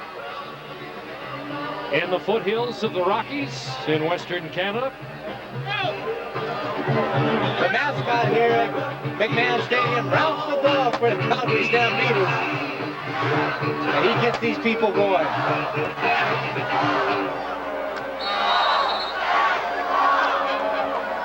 He looks like one of those guys out of the dog pound, huh? 8-point lead. Well, the Stampeders, his man over, tries to pick his way, but the wave of red nails him before he gets to the 30-yard line. 9-yard return on the 56-yard kickoff. Ron Meyer and Anthony Cavillo, and Ron Meyer has a great history with young quarterbacks. Started 3 rookies in his NFL coaching days: Jeff George, Tony Eason, Chris Chandler. He's the type of guy that will give a youngster a chance, and Cavillo has flourished under that kind of leadership. He certainly has, and at the beginning of the season, Vegas was having some great success. That's because no one in the league knew much about them. They didn't have any film. Now, 10 games later, they've had the chance to see some scouting reports and create some tendencies of the Las Vegas team. Cavillo first down over the middle, and he forced that one in. And Johnson and Pope, Big Daddy's back in, and he almost had a pick. That old cliche is, if it fits, if it doesn't fit, don't force it, and it surely adds to this right here. Don't try to stuff this ball in with 2 linebackers right there. Big Daddy Marvin Pope coming from the inside, and A.J. coming from the outside, Alondra Johnson. That ball was not going to get through. The intended receiver, Al Whiting. 2nd and 10. From the Las Vegas 29. Good protection, and Cavillo was looking for Stevens, incomplete. It'll be 3rd down, Las Vegas.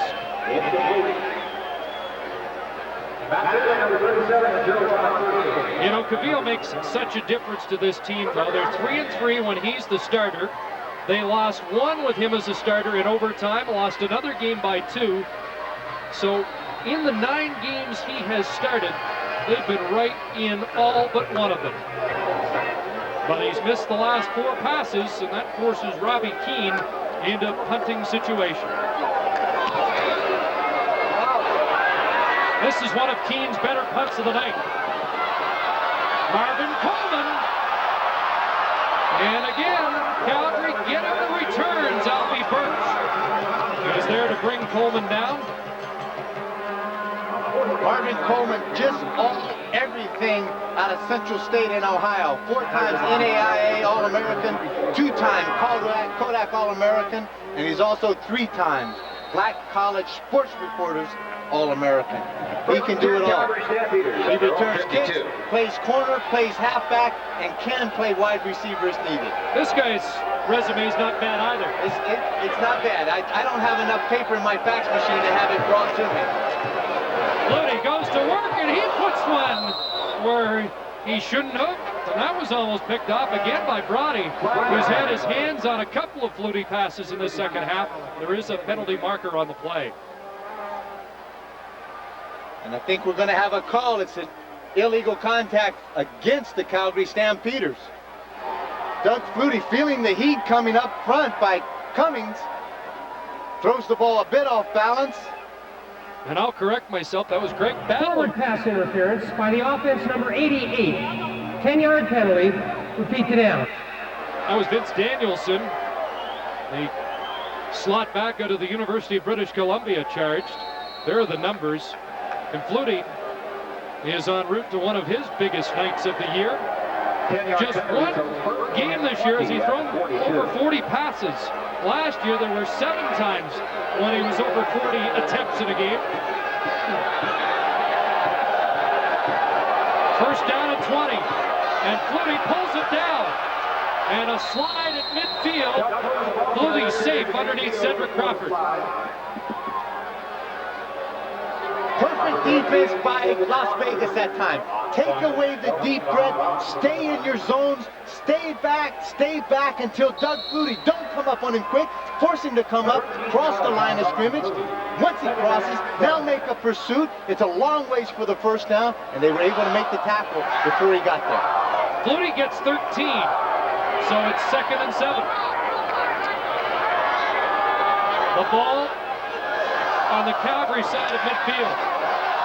Pressure on, Flutie delivers, and it's picked off by Don Robinson. The 22-year-old out of Kentucky has an interception, his first of the year, and that's a couple in the series Flutie forced in.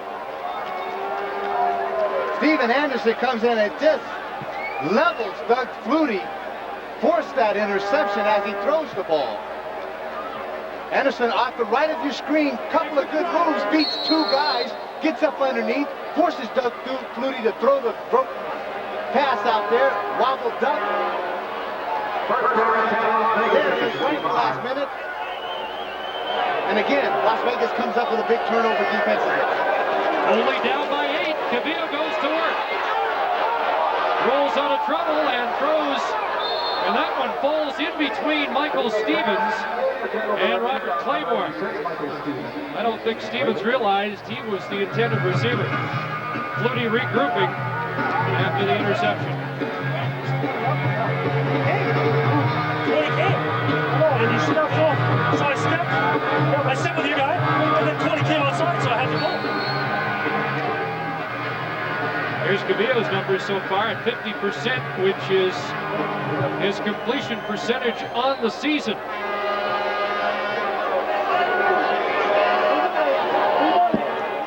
It's 2nd and 10, Las Vegas. Cavillo stands and fires and has a strike. That's Robert Claiborne into Calgary territory. Caught that between the corner Doug Kraft and linebacker Matt Finley. Very impressive start again in this third quarter. Cavillo comes out very methodical about his play selection. He looks very calm, cool, and collected when he sets back, delivers the ball. A couple of times when he comes out on the scramble, he has tried to force the ball in there. He had some opportunity to run the ball and pick up some first downs. That may show the difference in the lack of experience for him. First down at the Calgary 46, and they give to Aubrey Thompson. And the big back crashes off the right side for short yardage. We mentioned Thompson, a former teammate of Cavillo's at Utah State. Wally Guano's team has its hands full tonight. The thing when you give this ball deep against the Calgary defense, it certainly gives those guys enough time to react. And this is a team that is just built on speed, and they have enough to get there and shut it down for very low gain. Second down and airing it out Mayfield. Can't haul in that rope from Cavillo. Doug Kraft in coverage for the Stampeders.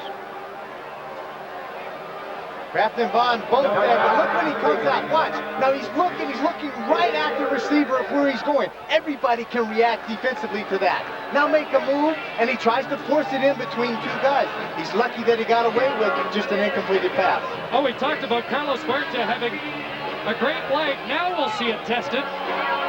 This one will be marked at the 50-yard line. He's kicked a 54-yarder this year and a 59-yarder in the preseason.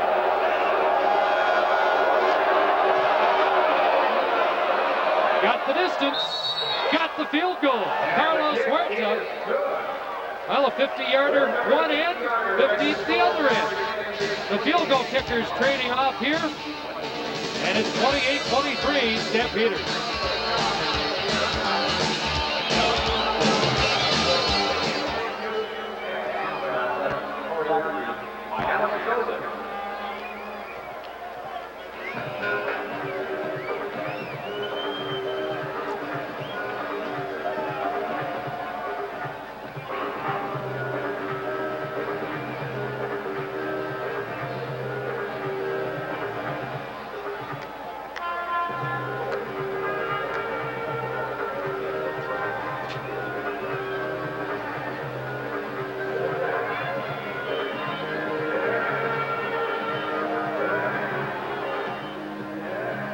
Yep.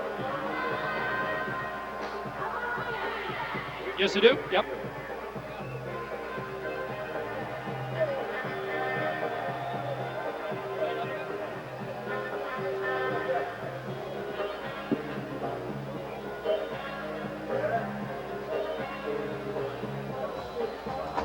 This one's up for grabs at McMahon Stadium in Calgary.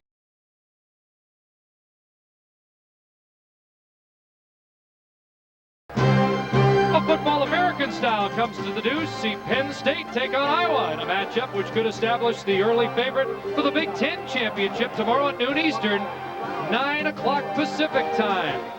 And I bet you Tony Stewart will be watching that one, the former Hawkeye. And I think John Hufnagel may have a little bit with him, the quarterback of Penn State at Pembroke years ago. Right now their focus is an intense struggle with the Las Vegas Posse. Been a good football game, and Doug Flutie set to go back to work. Flutie dumps it off. There's Vince Danielson, and he has the catch at the 42-yard line, a pickup of 7 for the UBC product. Vince Danielson with the catch. First round pick this year in the 1994 draft, 6'4", 210 pounds, has all the tools. He's getting a lot of playing time tonight. Well, the third quarter's been a good one this year for Las Vegas, and they have a slight edge so far, converting a Flutie turnover for 3 on their last possession. 2nd and 3, and Flutie's in trouble. There's Tony Stewart, way behind the line of scrimmage, and he's dropped just a yard beyond the line. All that, they pick up a yard, but they are too short of the first. Maurice Kelly with the tackle. Solid defensive play that time. Everybody staying in their lanes. Good containment. Forces Doug Flutie to have to dump it off to Tony Stewart. Tony does an excellent job. Good reaction by the Las Vegas defense. Comes up with some authority to stop Tony Stewart short of the first down and put Calgary in a punting situation. This defense has played well tonight for Las Vegas. Calgary has not lost 2 games in a row since '92. And flags are flying, and apparently the Stamps drew Las Vegas offside.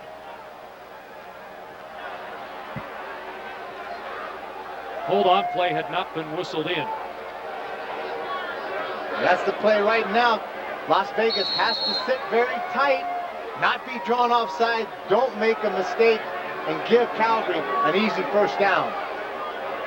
Looks like Vegas trying to go after Martino here. A lot of dancing around along the line. It's a mix-up in the counting of the Calgary Stampeders. Martino had to get it off footage. Drive Vanover back. And Vanover going back, and he's been caught. Will Moore, a wide receiver, got down first. Big player on the Texas Southern drops Vanover. Now Curtis Mayfield and the Vegas offense back out. They're a touchdown away from taking the lead. Vanover with a little limp as he goes off to the sideline. Mentioned he's a marquee player coming out of Florida State. The only other non-quarterback marquee player in the CFL is Greg Stuman of Shreveport. As Alan Pitts takes a breather, and Curtis Mayfield gets set to go to work. Well, they both put on a show tonight. Cavillo's favorite receiver, number 89 for the Posse. Again, good first down production is crucial right now for Cavillo. Especially backed up here. And short yardage on that run by Garrett. Marvin Pope, always tough against the run. Number 91 limits the gain to 2. So Pope not showing any ill effects of the ankle problem. Big Daddy listed at 6'1", 260, and he patrols from tackle to tackle as well as anybody in this league. And they've got great speed at the outside linebacker to force it back inside for us. You were 260s a minute linebacker. Cavillo on 2nd down, flushed out, and he's hit by Alondra Johnson, and he comes up a couple short himself. I would have been 260 if I was holding a 55-pound weight behind me somewhere. About 215, 210 was as high as I could get. Stu Laird unfiled. Cavillo to the bench. No first down that time for the rookie signal caller in the final minute now of the third quarter. 5-point lead for Calgary. 28-23. 10 guys up on the line of scrimmage for Calgary, 2 guys deep, setting up the return. Great return, guys. Forcing them to kick it. Hopefully they want Marvin Coleman to get a hand on this and put Doug Flutie in that short field position again.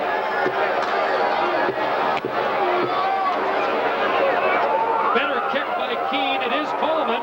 Drops the ball. And great downfield coverage that time.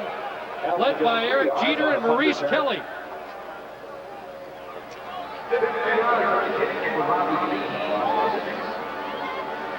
25 seconds left for Flutie here in the third quarter. If you join us late, ideal conditions tonight for football. Usually this can be a breezy ballpark, but the flags are still tonight. For the Calgary Stampeders at 43. Stamp scrimmage from their 43-yard line.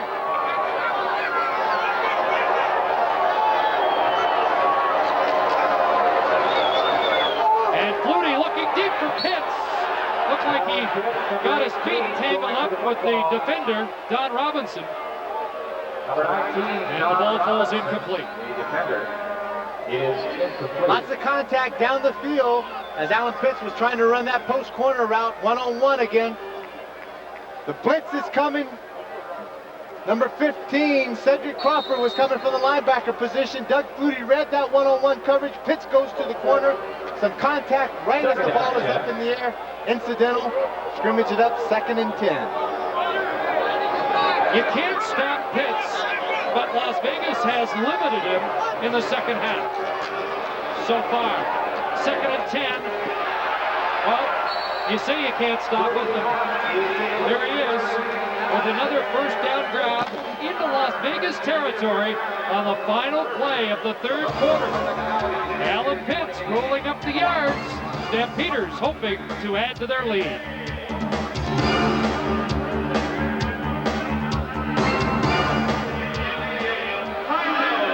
What do we got for Pitts now? It's him.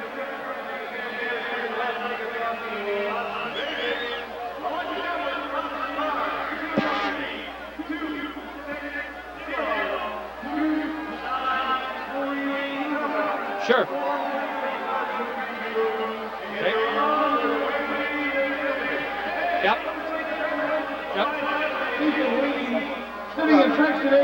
I got a little story on it too that I think will positive. Ryan at least invented the September 15th Stampeder game in 1991 when he intentionally spilled a drink on her, and they'll be getting married November 12th.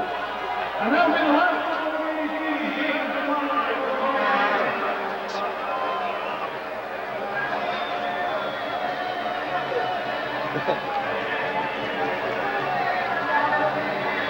Sure.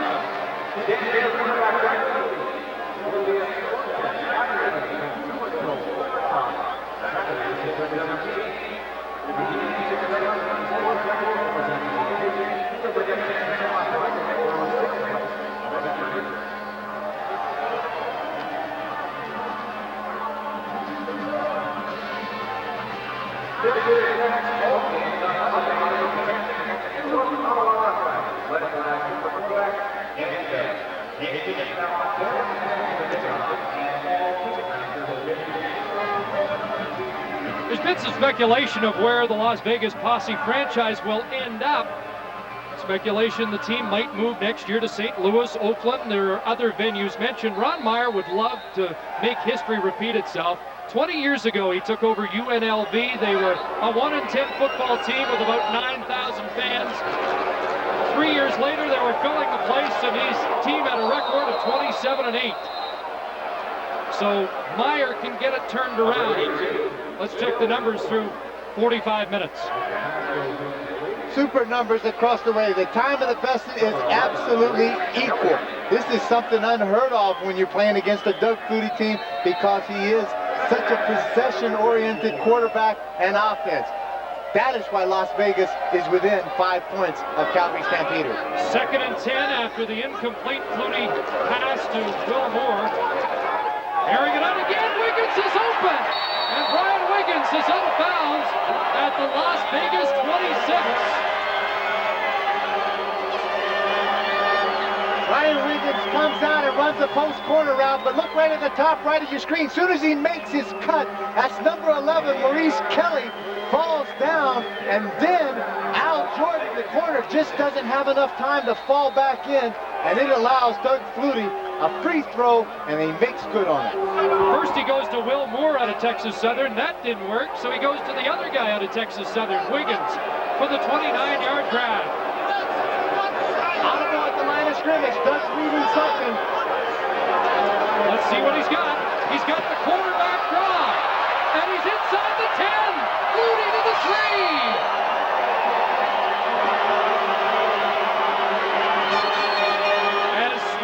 They get Flutie with a 23-yard pickup off the audible. Doug Flutie, at tough times get tough. He wants the call. Right in the middle, he's going to read the nose tackle. There's no linebackers around. Everybody's going to wall them off, let everybody go to the outside as far as the defender's rush is concerned. Now watch Doug. Boom, comes up, finds the little hole, then he's just going to run to the goal line. When the big play has to come up, Doug wants the ball in his hand. 1st and goal. Danielson in motion. The give to Stewart. And he stood up and knocked down after, well, maybe a pickup of one. That's Cedric Crawford out of Utah with the tackle. Leading the tackle. 2nd and goal for Guano and the Stamps. They may have got a foot on that last carry. Watch Doug, he's going to fake the ball inside and then come out with this naked bootleg all on his own and buy some time. They'll call Stewart's number again. Touchdown, Tony Stewart.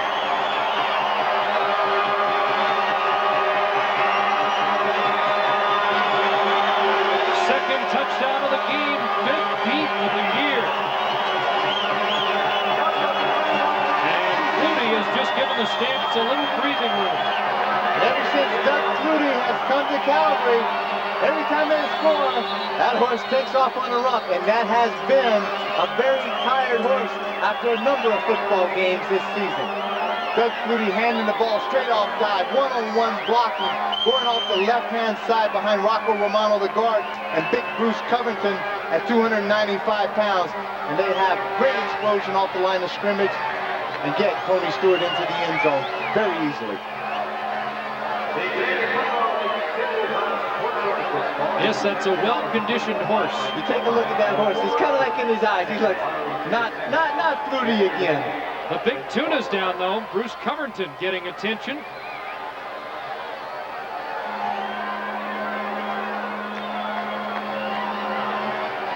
And what a load he has been. 1992 Western Conference Rookie of the Year. First time ever that an offensive lineman has got that. Has started every game since being drafted. He'll be all right. 12:46 to go here in the 4th quarter.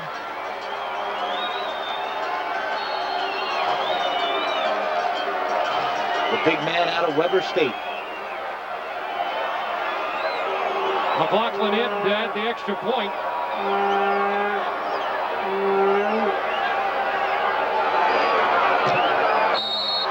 And it's good. And the convert is good. The Calgary Stampeders. So the big run by Flutie, and then Tony Stewart hits pay dirt. Stamps lead by 12.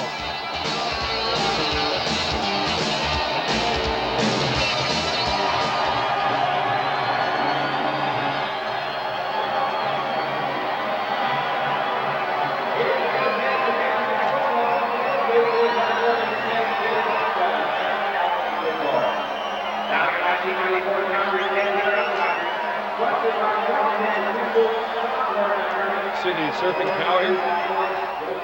Yes, sir.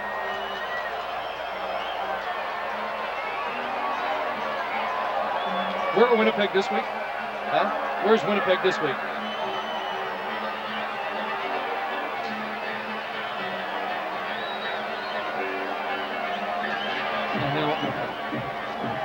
I got it. I have it.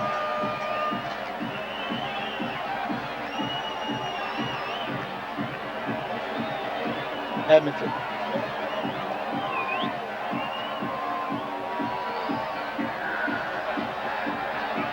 Tony Stewart, the touchdown for Calgary. That's given them a 12-point lead here.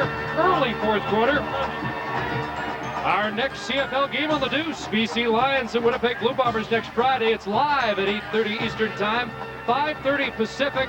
It'll be the Bombers' first home game since last Sunday when they suffered one of the worst defeats in franchise history at home, and they are going to be in an owly mood against BC. Here's the scoring drive. Tony Stewart capped it. Right now the Stamps chasing the BC Lions, who I think have been the surprise team in the league at 8-1-1. They're a point ahead of Calgary in the battle for first in the West. New quarterback does a trade from Saskatchewan, Kent Austin. I knew the offense was going to be really solid out there. Great offensive line, good running backs and receivers. Their defense was suspect, but it has been performing extremely well this season. James Bullock is tripped up. Big tackle by Pee-wee Smith, who's a noted return man of his own. And now Meyer and Cavillo try to draw something up that'll get Vegas a little closer to the Stamps. Again, only my opinion, but I think Cavillo's got to come out, be a little patient. Try to run the ball inside, open it up, dump it off to the backs in the flat somewhat. Try to open up the field a little bit more. If he stands back there and tries to make 3 throws for a quarter deep, Calgary's going to take care of this kind of play. Short drop over the middle. Michael Stevens has the catch.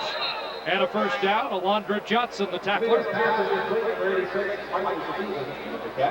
Very patient quarterback. Comes back there, good 3-step drop. Reads Michael Stevens, lets him clear the linebacker, and then sets the ball in there on the money. Makes the first down, moves the chains, keeps the clock running, gives them a good opportunity. Boy, this is bad news for Calgary. Our report, a suspected broken collarbone for Bruce Coverton. Cavillo airing this one out, looking for Stevens, and oh, it just missed. Just out of the reach of Michael Stevens. He looked like he got behind Gerald Bond. Chris, I have a pretty good idea why I played defensive linebacker all the time. I don't know a lot about offense then. Now he's going to go downtown, and he's got the guy wide open. Super thrown ball just past the outstretched hands of Stevens. Michael Stevens, a Los Angeles native, as is Anthony Cavillo out of East LA. He won't quit. Put 17 fourth quarter points on the board last week to come from behind against Shreveport. Pass in the flat, and it's incomplete. Junior Thurman thought he had a pick. There is a flag down. Flag down on the play. Calgary was coming with a blitz, and they may have been called for offsides.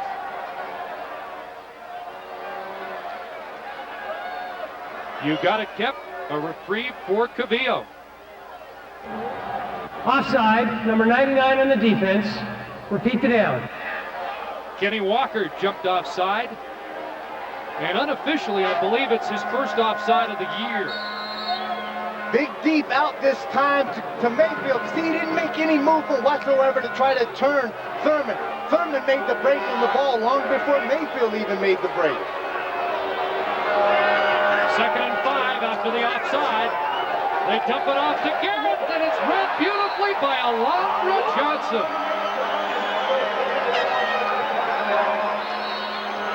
All-star outside linebacker, and he flashed his credentials here. Alondra Johnson standing there with the outside linebacker, key in his back.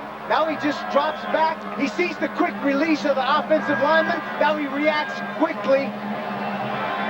Gardner doesn't have enough time to get out there and make the block on him. And Alondra, with that quick 4-5 speed of his, gets up, makes a good solid tackle, and forces out Las Vegas into a punting situation. 10.5 to go, fourth quarter. Here's Marvin Coleman. Good downfield heat by Las Vegas. It's a 12-point lead, Calgary. And they have the football when we come back.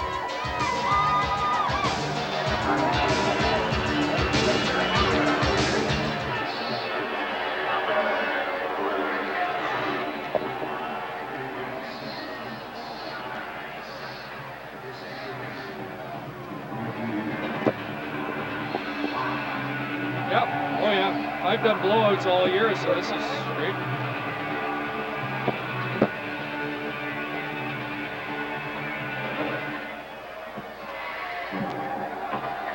Oh, we got somebody else down. Who's that?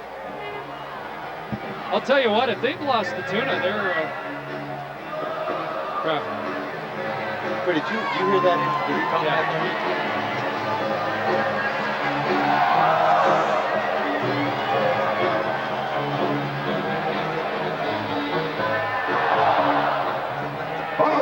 Photocopies and Rico Photocopier. You get products in the level of services score on every play. Rico, an official supplier to the Canadian Football League. Stampeders have been relatively injury-free this year, but suddenly a rash. That's Doug Kraft, the quarterback, that's gone off. They're going to check his ankle out. The news that the big offensive tackle, Bruce Coverton, may have suffered a broken collarbone. Now the backup to Kraft is a wide receiver, Travis Moore, number 83 out of Ball State. Now he has not played the corner for Calgary, so they're going to have to do some real serious adjusting in that back end if in fact Kraft is unable to go. Part of the reason they're short there, last week they replaced Kent Leonard with Damon Smith. Leonard went down on Labor Day with a broken shoulder. Last week, Damon Smith, an old teammate of Anthony Cavillo, went down with a knee problem. So the injury's catching up. And Flutie has his pass knocked down by the Michigan product, Shante Peoples. He's had a terrific year, 5th in tackles in the CFL, 7 sacks, 3 fumble recoveries, and he's been busy tonight again. Let's compliment this team out here. This is an expansion team. These are 36, 37 guys that have been thrown together. They have never seen one another. There's not any continuity. There have been 14 roster changes in the last 2 weeks, and these guys are playing their hearts out there tonight. 30 rookie professionals, 21 players are under 24 years of age.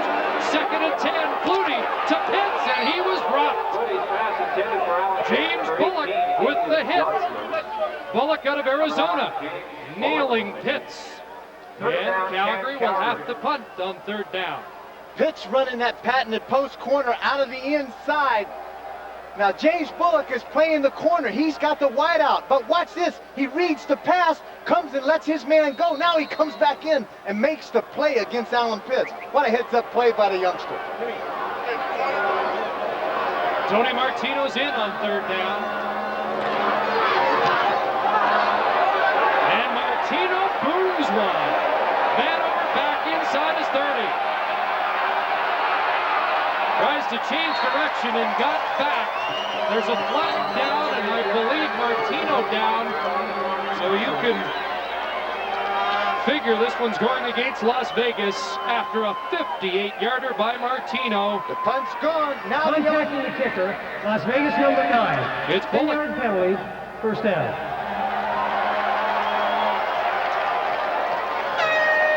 Well, you compliment him on the big hit on Alan Pitts, but this is a costly penalty. But if you took a look right here at the angle that he was going at to try to block that, he didn't stand a chance of touching the ball. That ball was about 4 yards up in front of that, coming off the foot of Martino, the kicker. And you do one time, and it's just a mental mistake. It comes back, and at this point, very costly for the Las Vegas Posse. Lots of time, 9:22 to go. 12-point Calgary lead, but Las Vegas hands the ball back to Flutie. And you don't want to do that at the best of times. You just did a super job of playing defense.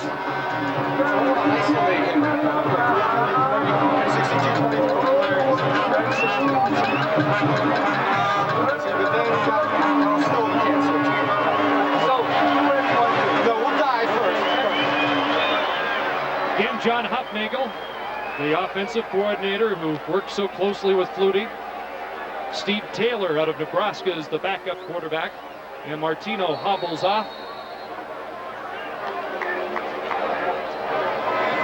Boy, it hasn't been very long. First Covington, then Kraft and Martino, all in this fourth quarter. Lots of hitting out there tonight, Chris. This has been a very physical ball game. Tony Stewart, big hole, flag down as Stewart rumbles to the 45-yard line. Come back with a holding call against Calgary. Bring it back. The safety Alfie Birch made the tackle. But this time, the red flag is going against the red team.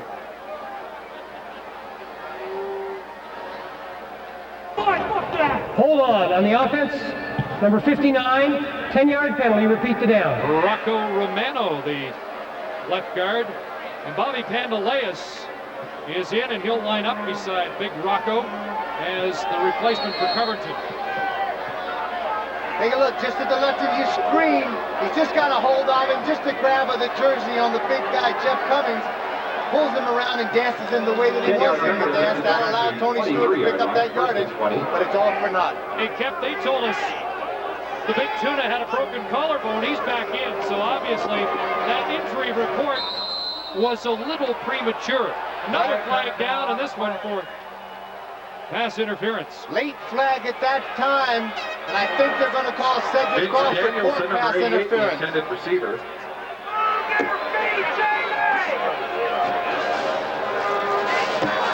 Big ice bag being applied right now to Tony Martino's ankle. Forward pass interference by the defense, number 15, a 10-yard penalty, first down. Cedric Crawford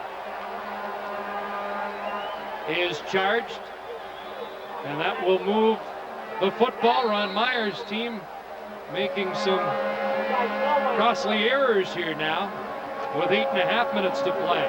Number 60 at the bottom of your screen, Bruce Covington, is all right in the game, and boy, that is a major relief for Calgary.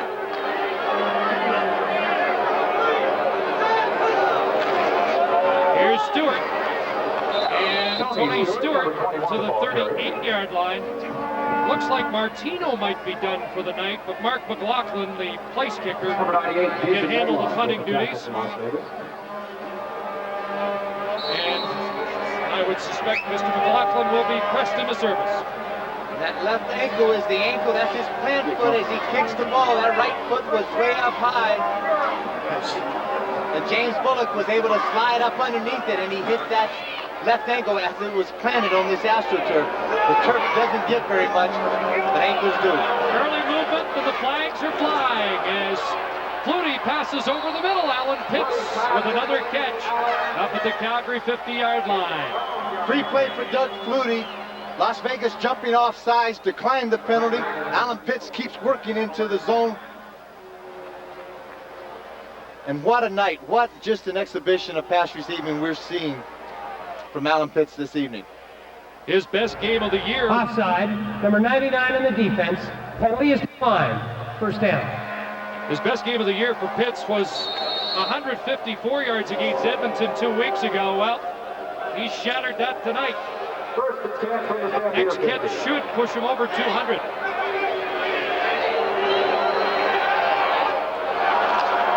Big pitch.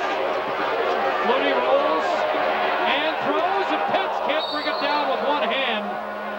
Alfie Birch, the safety, had him lined up. But his pass intended for Alan Pitts. And that's exactly right. He had Pitts lined up, and had he had his eyes and his vision up just a little bit more, that would have been an easy interception, I think, for him. As Pitts comes over the middle, watch out to the left of your screen, boom, the ball hits him right in the middle of the forehead.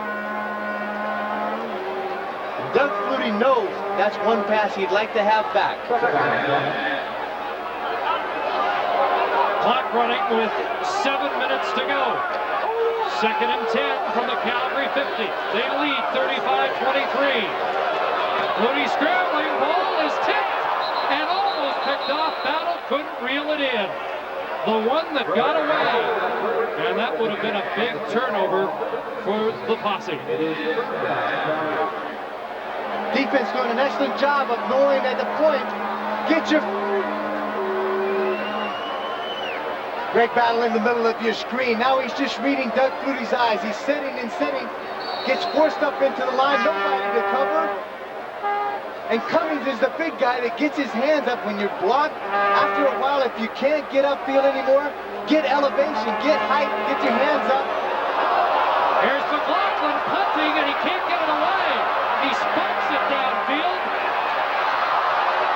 Vegas on the ball, flags all over the place, and that kind of confusion can happen when the number 1 guy goes down with an injury.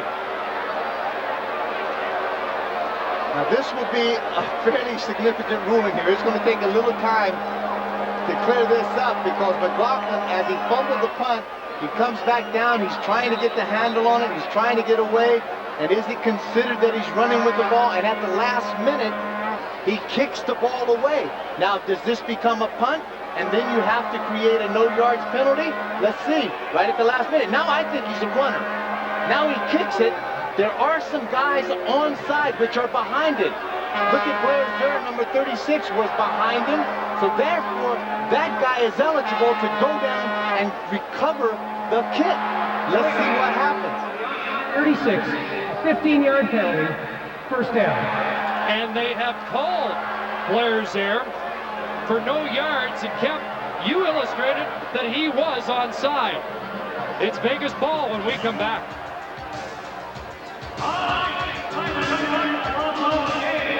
Good call. No, it's okay. That replay showed the official made a mistake. That's a tough call.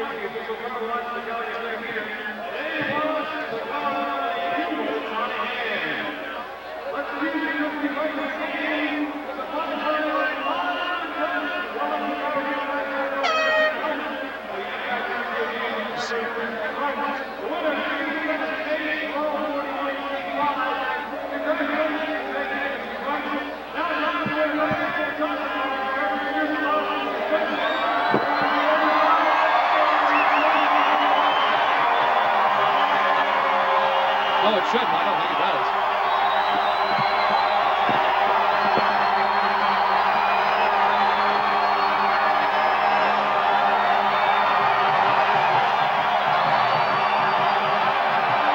Stamps are home, but they're not cooled out yet. 35-23, they lead. 6:28 to go.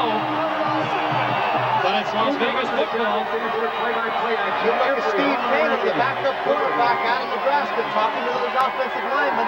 He's one of those quarterbacks that are very involved on the sideline, telling the guys some things that they may not be able to see as they're making their blocks up front. Well, you can see Doug Flutie has enjoyed better field position tonight than Cavillo. Slight edge to Calgary in special teams. Cavillo having an opportunity to start somewhat on the short field for himself. The way Carlos Huerta can kick, they're almost in field goal range right now for 3 points, but they need a major score to get this ball game a little tighter. Tony Martino being carted off. He's done for the night. And that injury has already played a role in this one. These two teams will meet again in Las Vegas October 2nd, and the Posse may have a tough time drawing at home amongst the locals, but it's become a very popular junket for Canadian fans, and they've got at least 6 plane loads going down from Calgary for that one in early October. Here's Cavillo going to work over the middle and laying out for the ball. Aubrey Thompson can't bring it in. Boy, Cavillo has just missed a few open receivers by a hair. In the second half, he continues to operate at 50% efficiency. While Flutie could be on his way to a second 400-yard game this season. Very respectable numbers though for the young quarterback, and he says it's only been a couple of those receivers just as the ball tipped right off the top of the hand, or it would have been a much bigger night for Anthony Cavillo. 2nd and 10. Needs to get a few just to get in Huerta field goal range. That's Stevens out at the 45-yard line. So that's a pickup of 5, and that may do it. That may get them into the Huerta kicking range. Steven comes all the way across the formation, hit it to him now, but also Anthony Cavill was running for his life. Matt Finley, the wily veteran, nicknamed the Fin Dog, comes up, knows that he has to play back and then not give up enough room for the first down, then react up and make the tackle. And Las Vegas is going for the gamble. They're 12 down, so it's 3rd and 5. They're going for it. Here's a pass, and it goes by Claiborne, sailing by, and a turnover on downs for Las Vegas. There's 5:37 to go. A field goal would have got them within 9. They still had to score twice. So Ron Meyer elected, might as well roll the dice now.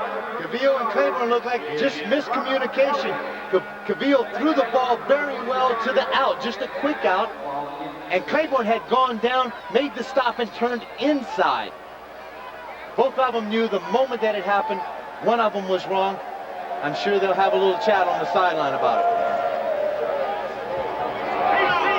Calgary back out on offense. Give to Stewart, who kind of was tripped up as he hit the line. Short gain. Boy, I love 20/20 hindsight. I might have taken the points, Kev. So much time in the CFL. With 5 minutes to go, you might get 3 more possessions. You certainly can, particularly the way that this defense has been playing for Las Vegas. First time ever. The Calgary Sun, published on Saturday. Congratulations. Another injured Calgary Stampeder. That's the center, Doug Davies, and he's had a rough year injury-wise. Arthroscopic knee surgery in August. Had a hyperextended knee as well, or a hyperextended elbow.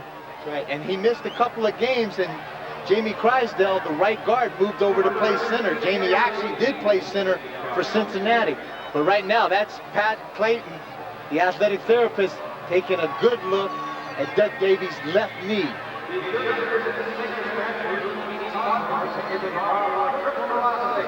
Coach on the right is George Cortez, the offensive line coach. Now the stumble in the backfield by Tony Stewart allowed Stevens to come over and just make a good solid hit. And as he came across, it just looked like Doug Davies' right knee or left knee buckled underneath him. But this is a good sign, as good as it can be. He's walking off under his own power. I think so, though. That may be the story of the game, that graphic. Guano's team converting 10 of 17 second down conversions. Mark McLaughlin pressed into service as a punter here in the 4th quarter. Right now, they would like to make it 11 for 18.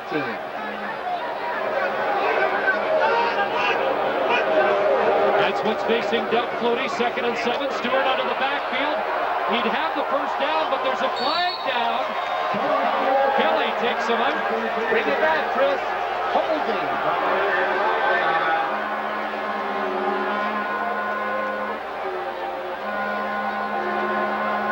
I hate to come out of number, but wait for 62. Offense number 62, 10-yard penalty. I was going to say the same thing. Bobby Pandelitis has come in for Doug Davies. He hasn't been in the heat of battle tonight. Rookie out of Eastern Michigan has been pressed into service and called for the hold. Tell you what, though, he got ready this week. He was in a brawl a couple of days ago with one of the reserve defensive linemen of the Stampeders. Much publicized practice fight, and the penalties have evened off here. This is where Doug Flutie is also very, very scary. Throwing for Pitts. Pitts can't get outside, has the catch. He's over 200 yards, but a nice play there by Maurice Kelly, the cornerback out of Eastern Tennessee. And that forces Calgary into a punting situation. Take a look. As Pitts lines up, going all the way across the formation, Vegas sitting back in a really soft zone, forcing them to throw the pass underneath, now reacting up to make the tackle. And when Kelly comes up, 6'4", Alan Pitts is a big target to hit, and he takes him down at the knees.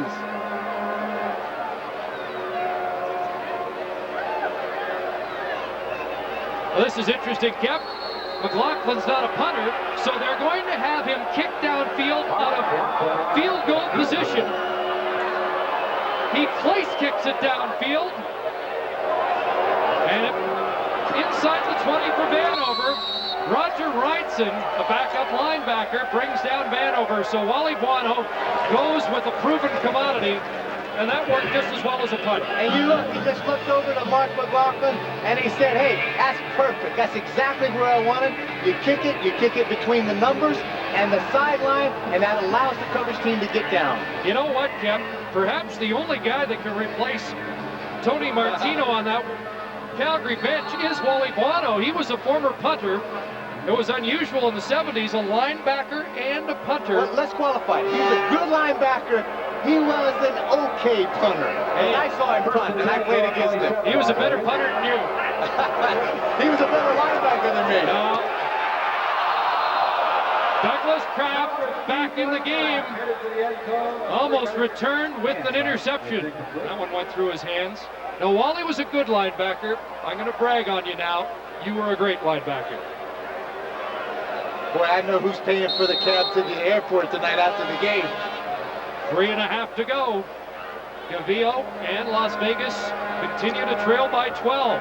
And the defense took over here in the fourth quarter. That last pass, Gavillo's very fortunate. It didn't go for 6 the other way.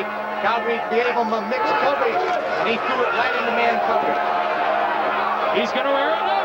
Looking deep. Jump ball. And quick burst. The extra DB has the interception. Owner Larry Rickman starting to celebrate. And Cavillo showing the frustration of one he wishes he hadn't thrown. 3:05 left. Calgary in charge as they go after win number 20 in a row.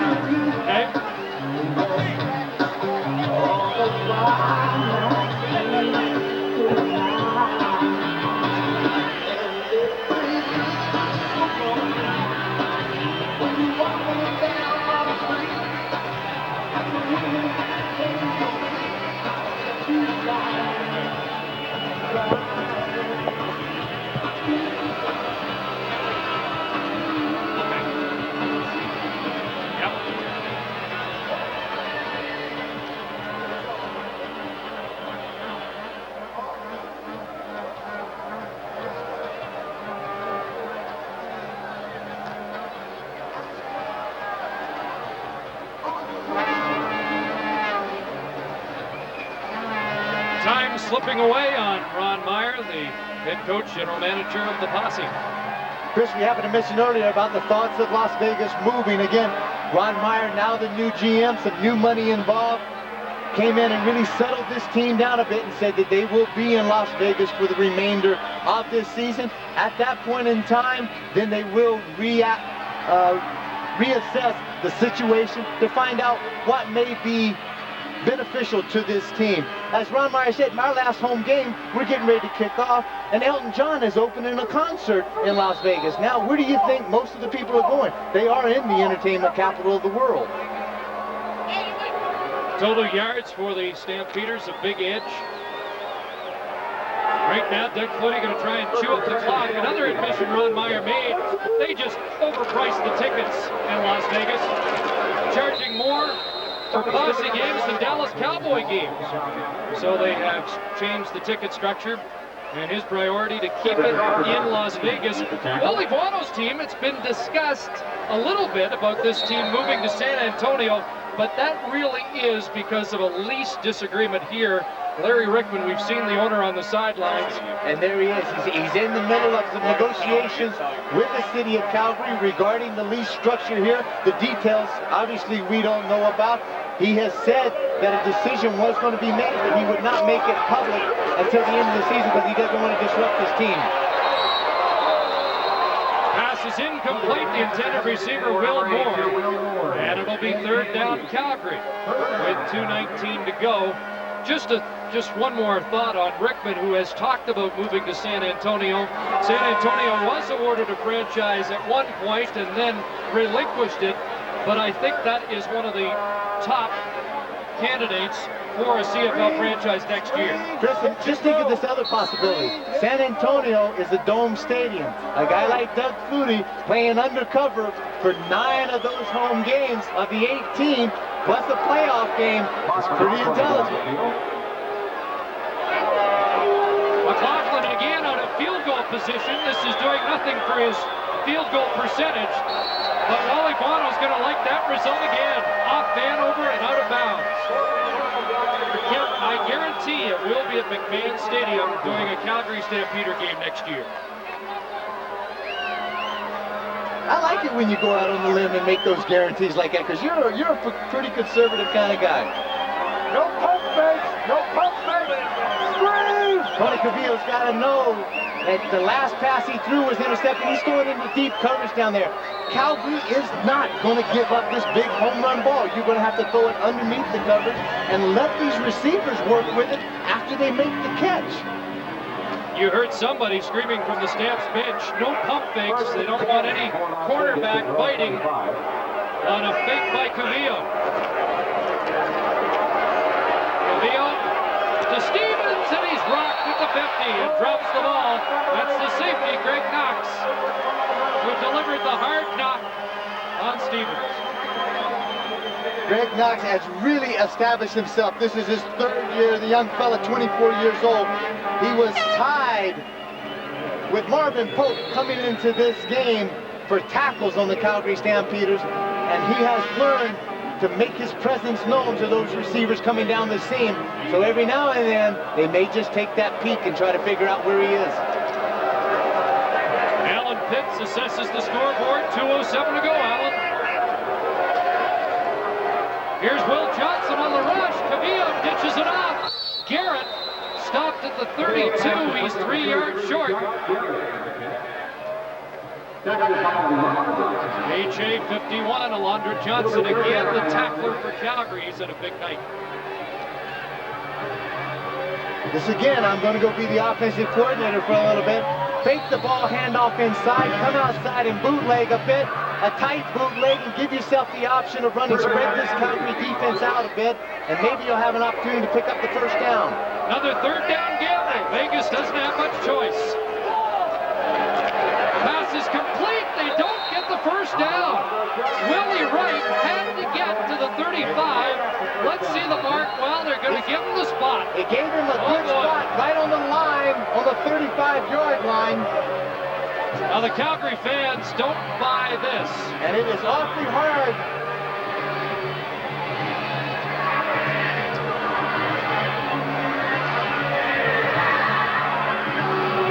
This is a play now where Dave Sapunchis was hurt earlier.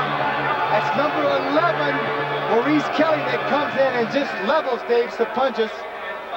Okay, and he's on the sideline in street clothes. You can see there's his left arm in a sling. You know, we were relayed information about Coverton, but it's Sapunjis now that we apparently see in the sling. So they've awarded Las Vegas a first down.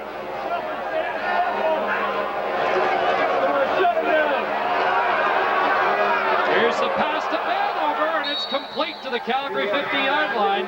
Matt Finley with the tackle, minute 20 to go. Perfect call this time. Deep coverage, 3 deep zone. Everybody's back to secondary about 40 yards, and just let these guys like Vanover work underneath all of that, throw the ball, then scrimmage it about 40 yards down the field. Cavillo for Vanover again. Bounced by Vaughn, but he has another first at the 27. 69 seconds left. Las Vegas on the march. They trail by 12. Vanover, 6'1", 215 pounds, is solid. This guy can catch it, he can take the punishment, and he can dish it out after he catches it. Just 20 years of age. Blitz is on. Johnson's got him. Cavillo down back at the 35-yard line. It's been a big night for Alondra Johnson. That 4.5 speed out of West Texas State comes straight up the middle. Nobody blocked him. Cavill didn't even have time to set his feet to get rid of the ball, and they have to scrimmage second and long. Cavill over the middle. Vanover's got it at the 10. 50 seconds to go. No quit in the Las Vegas Posse. What incredible concentration by Vanover as this pass comes up over top. Gerald Bond comes, gets a finger on it, and Vanover still is able to come down with that catch. Vanover is starting to click. He had his best game last week, 5 catches, 58 yards. Cavill looking for Mayfield, jump ball, and Kraft has the interception. Douglas Kraft took away from Curtis Mayfield, and that'll be the finishing touches on the Stampeders' 20th consecutive home field victory, as they are about to tie a CFL record that's been in the books almost 40 years. Except for 1 or 2 passes tonight, Cavill has looked terrific. That last pass, just a horrible pass.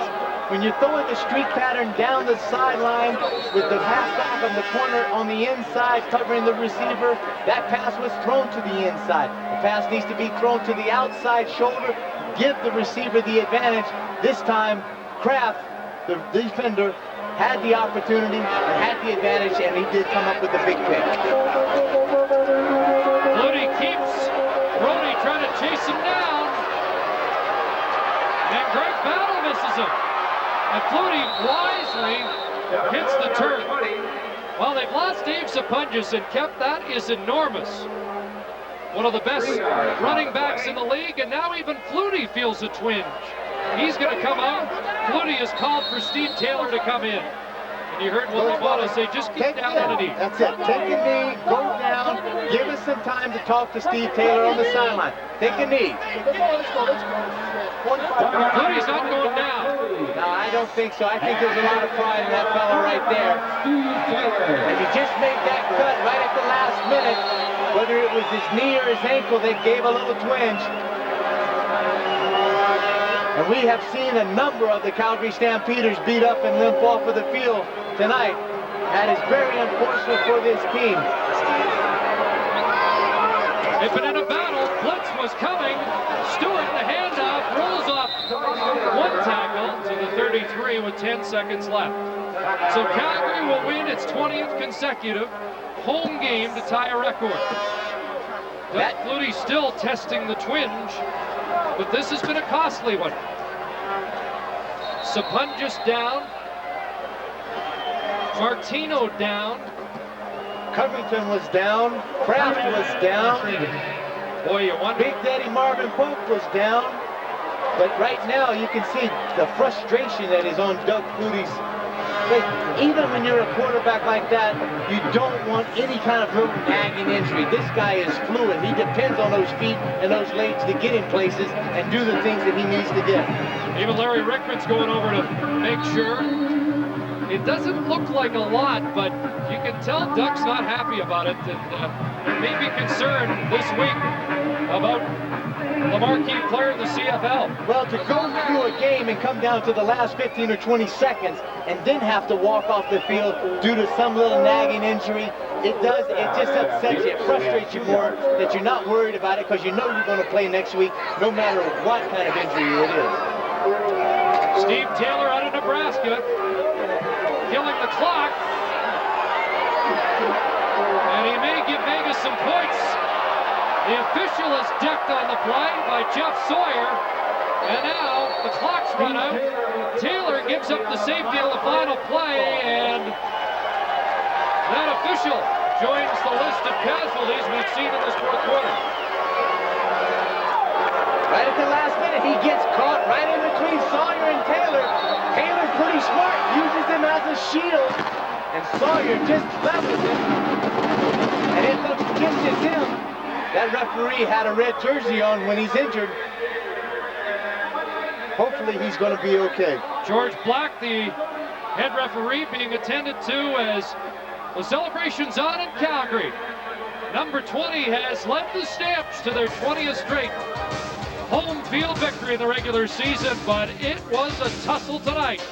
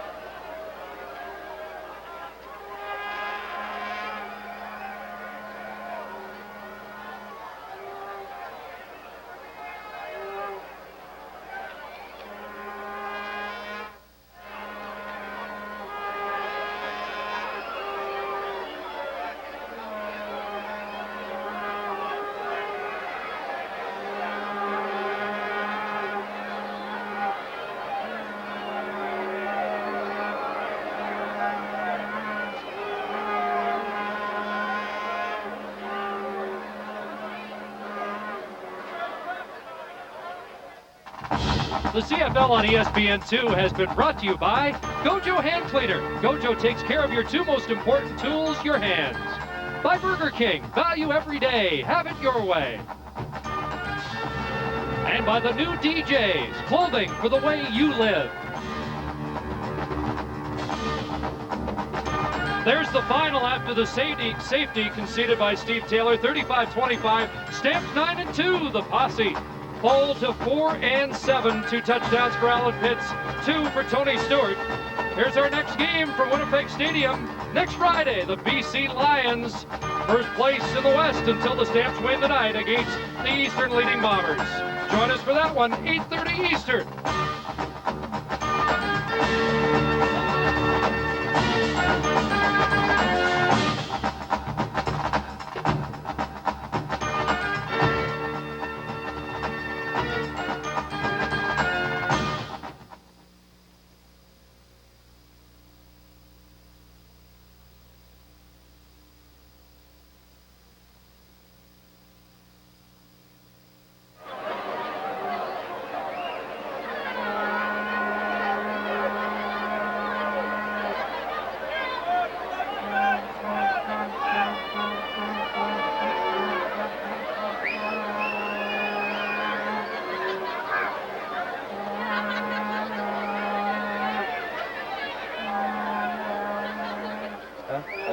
So you got to get this back to you. Okay.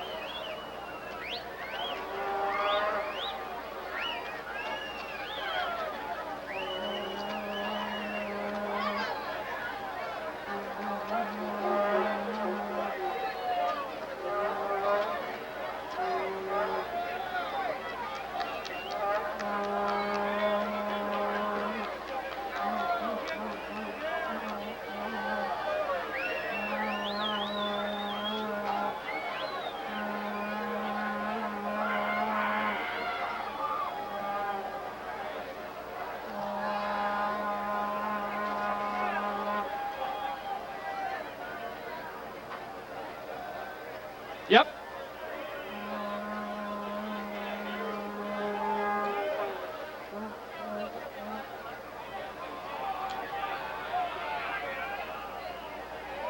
Yep.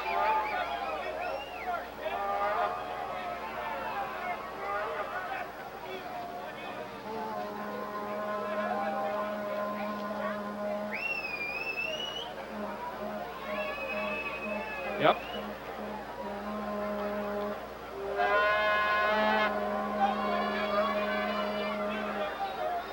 Yep. Is that it? Huh.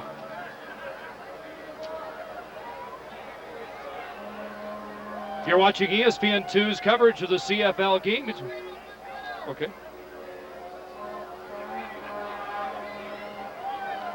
That's okay. Yep. Between the Las Vegas Posse and the Calgary Stampeders, due to time constraints, we move ahead in our coverage. That's it. Yep.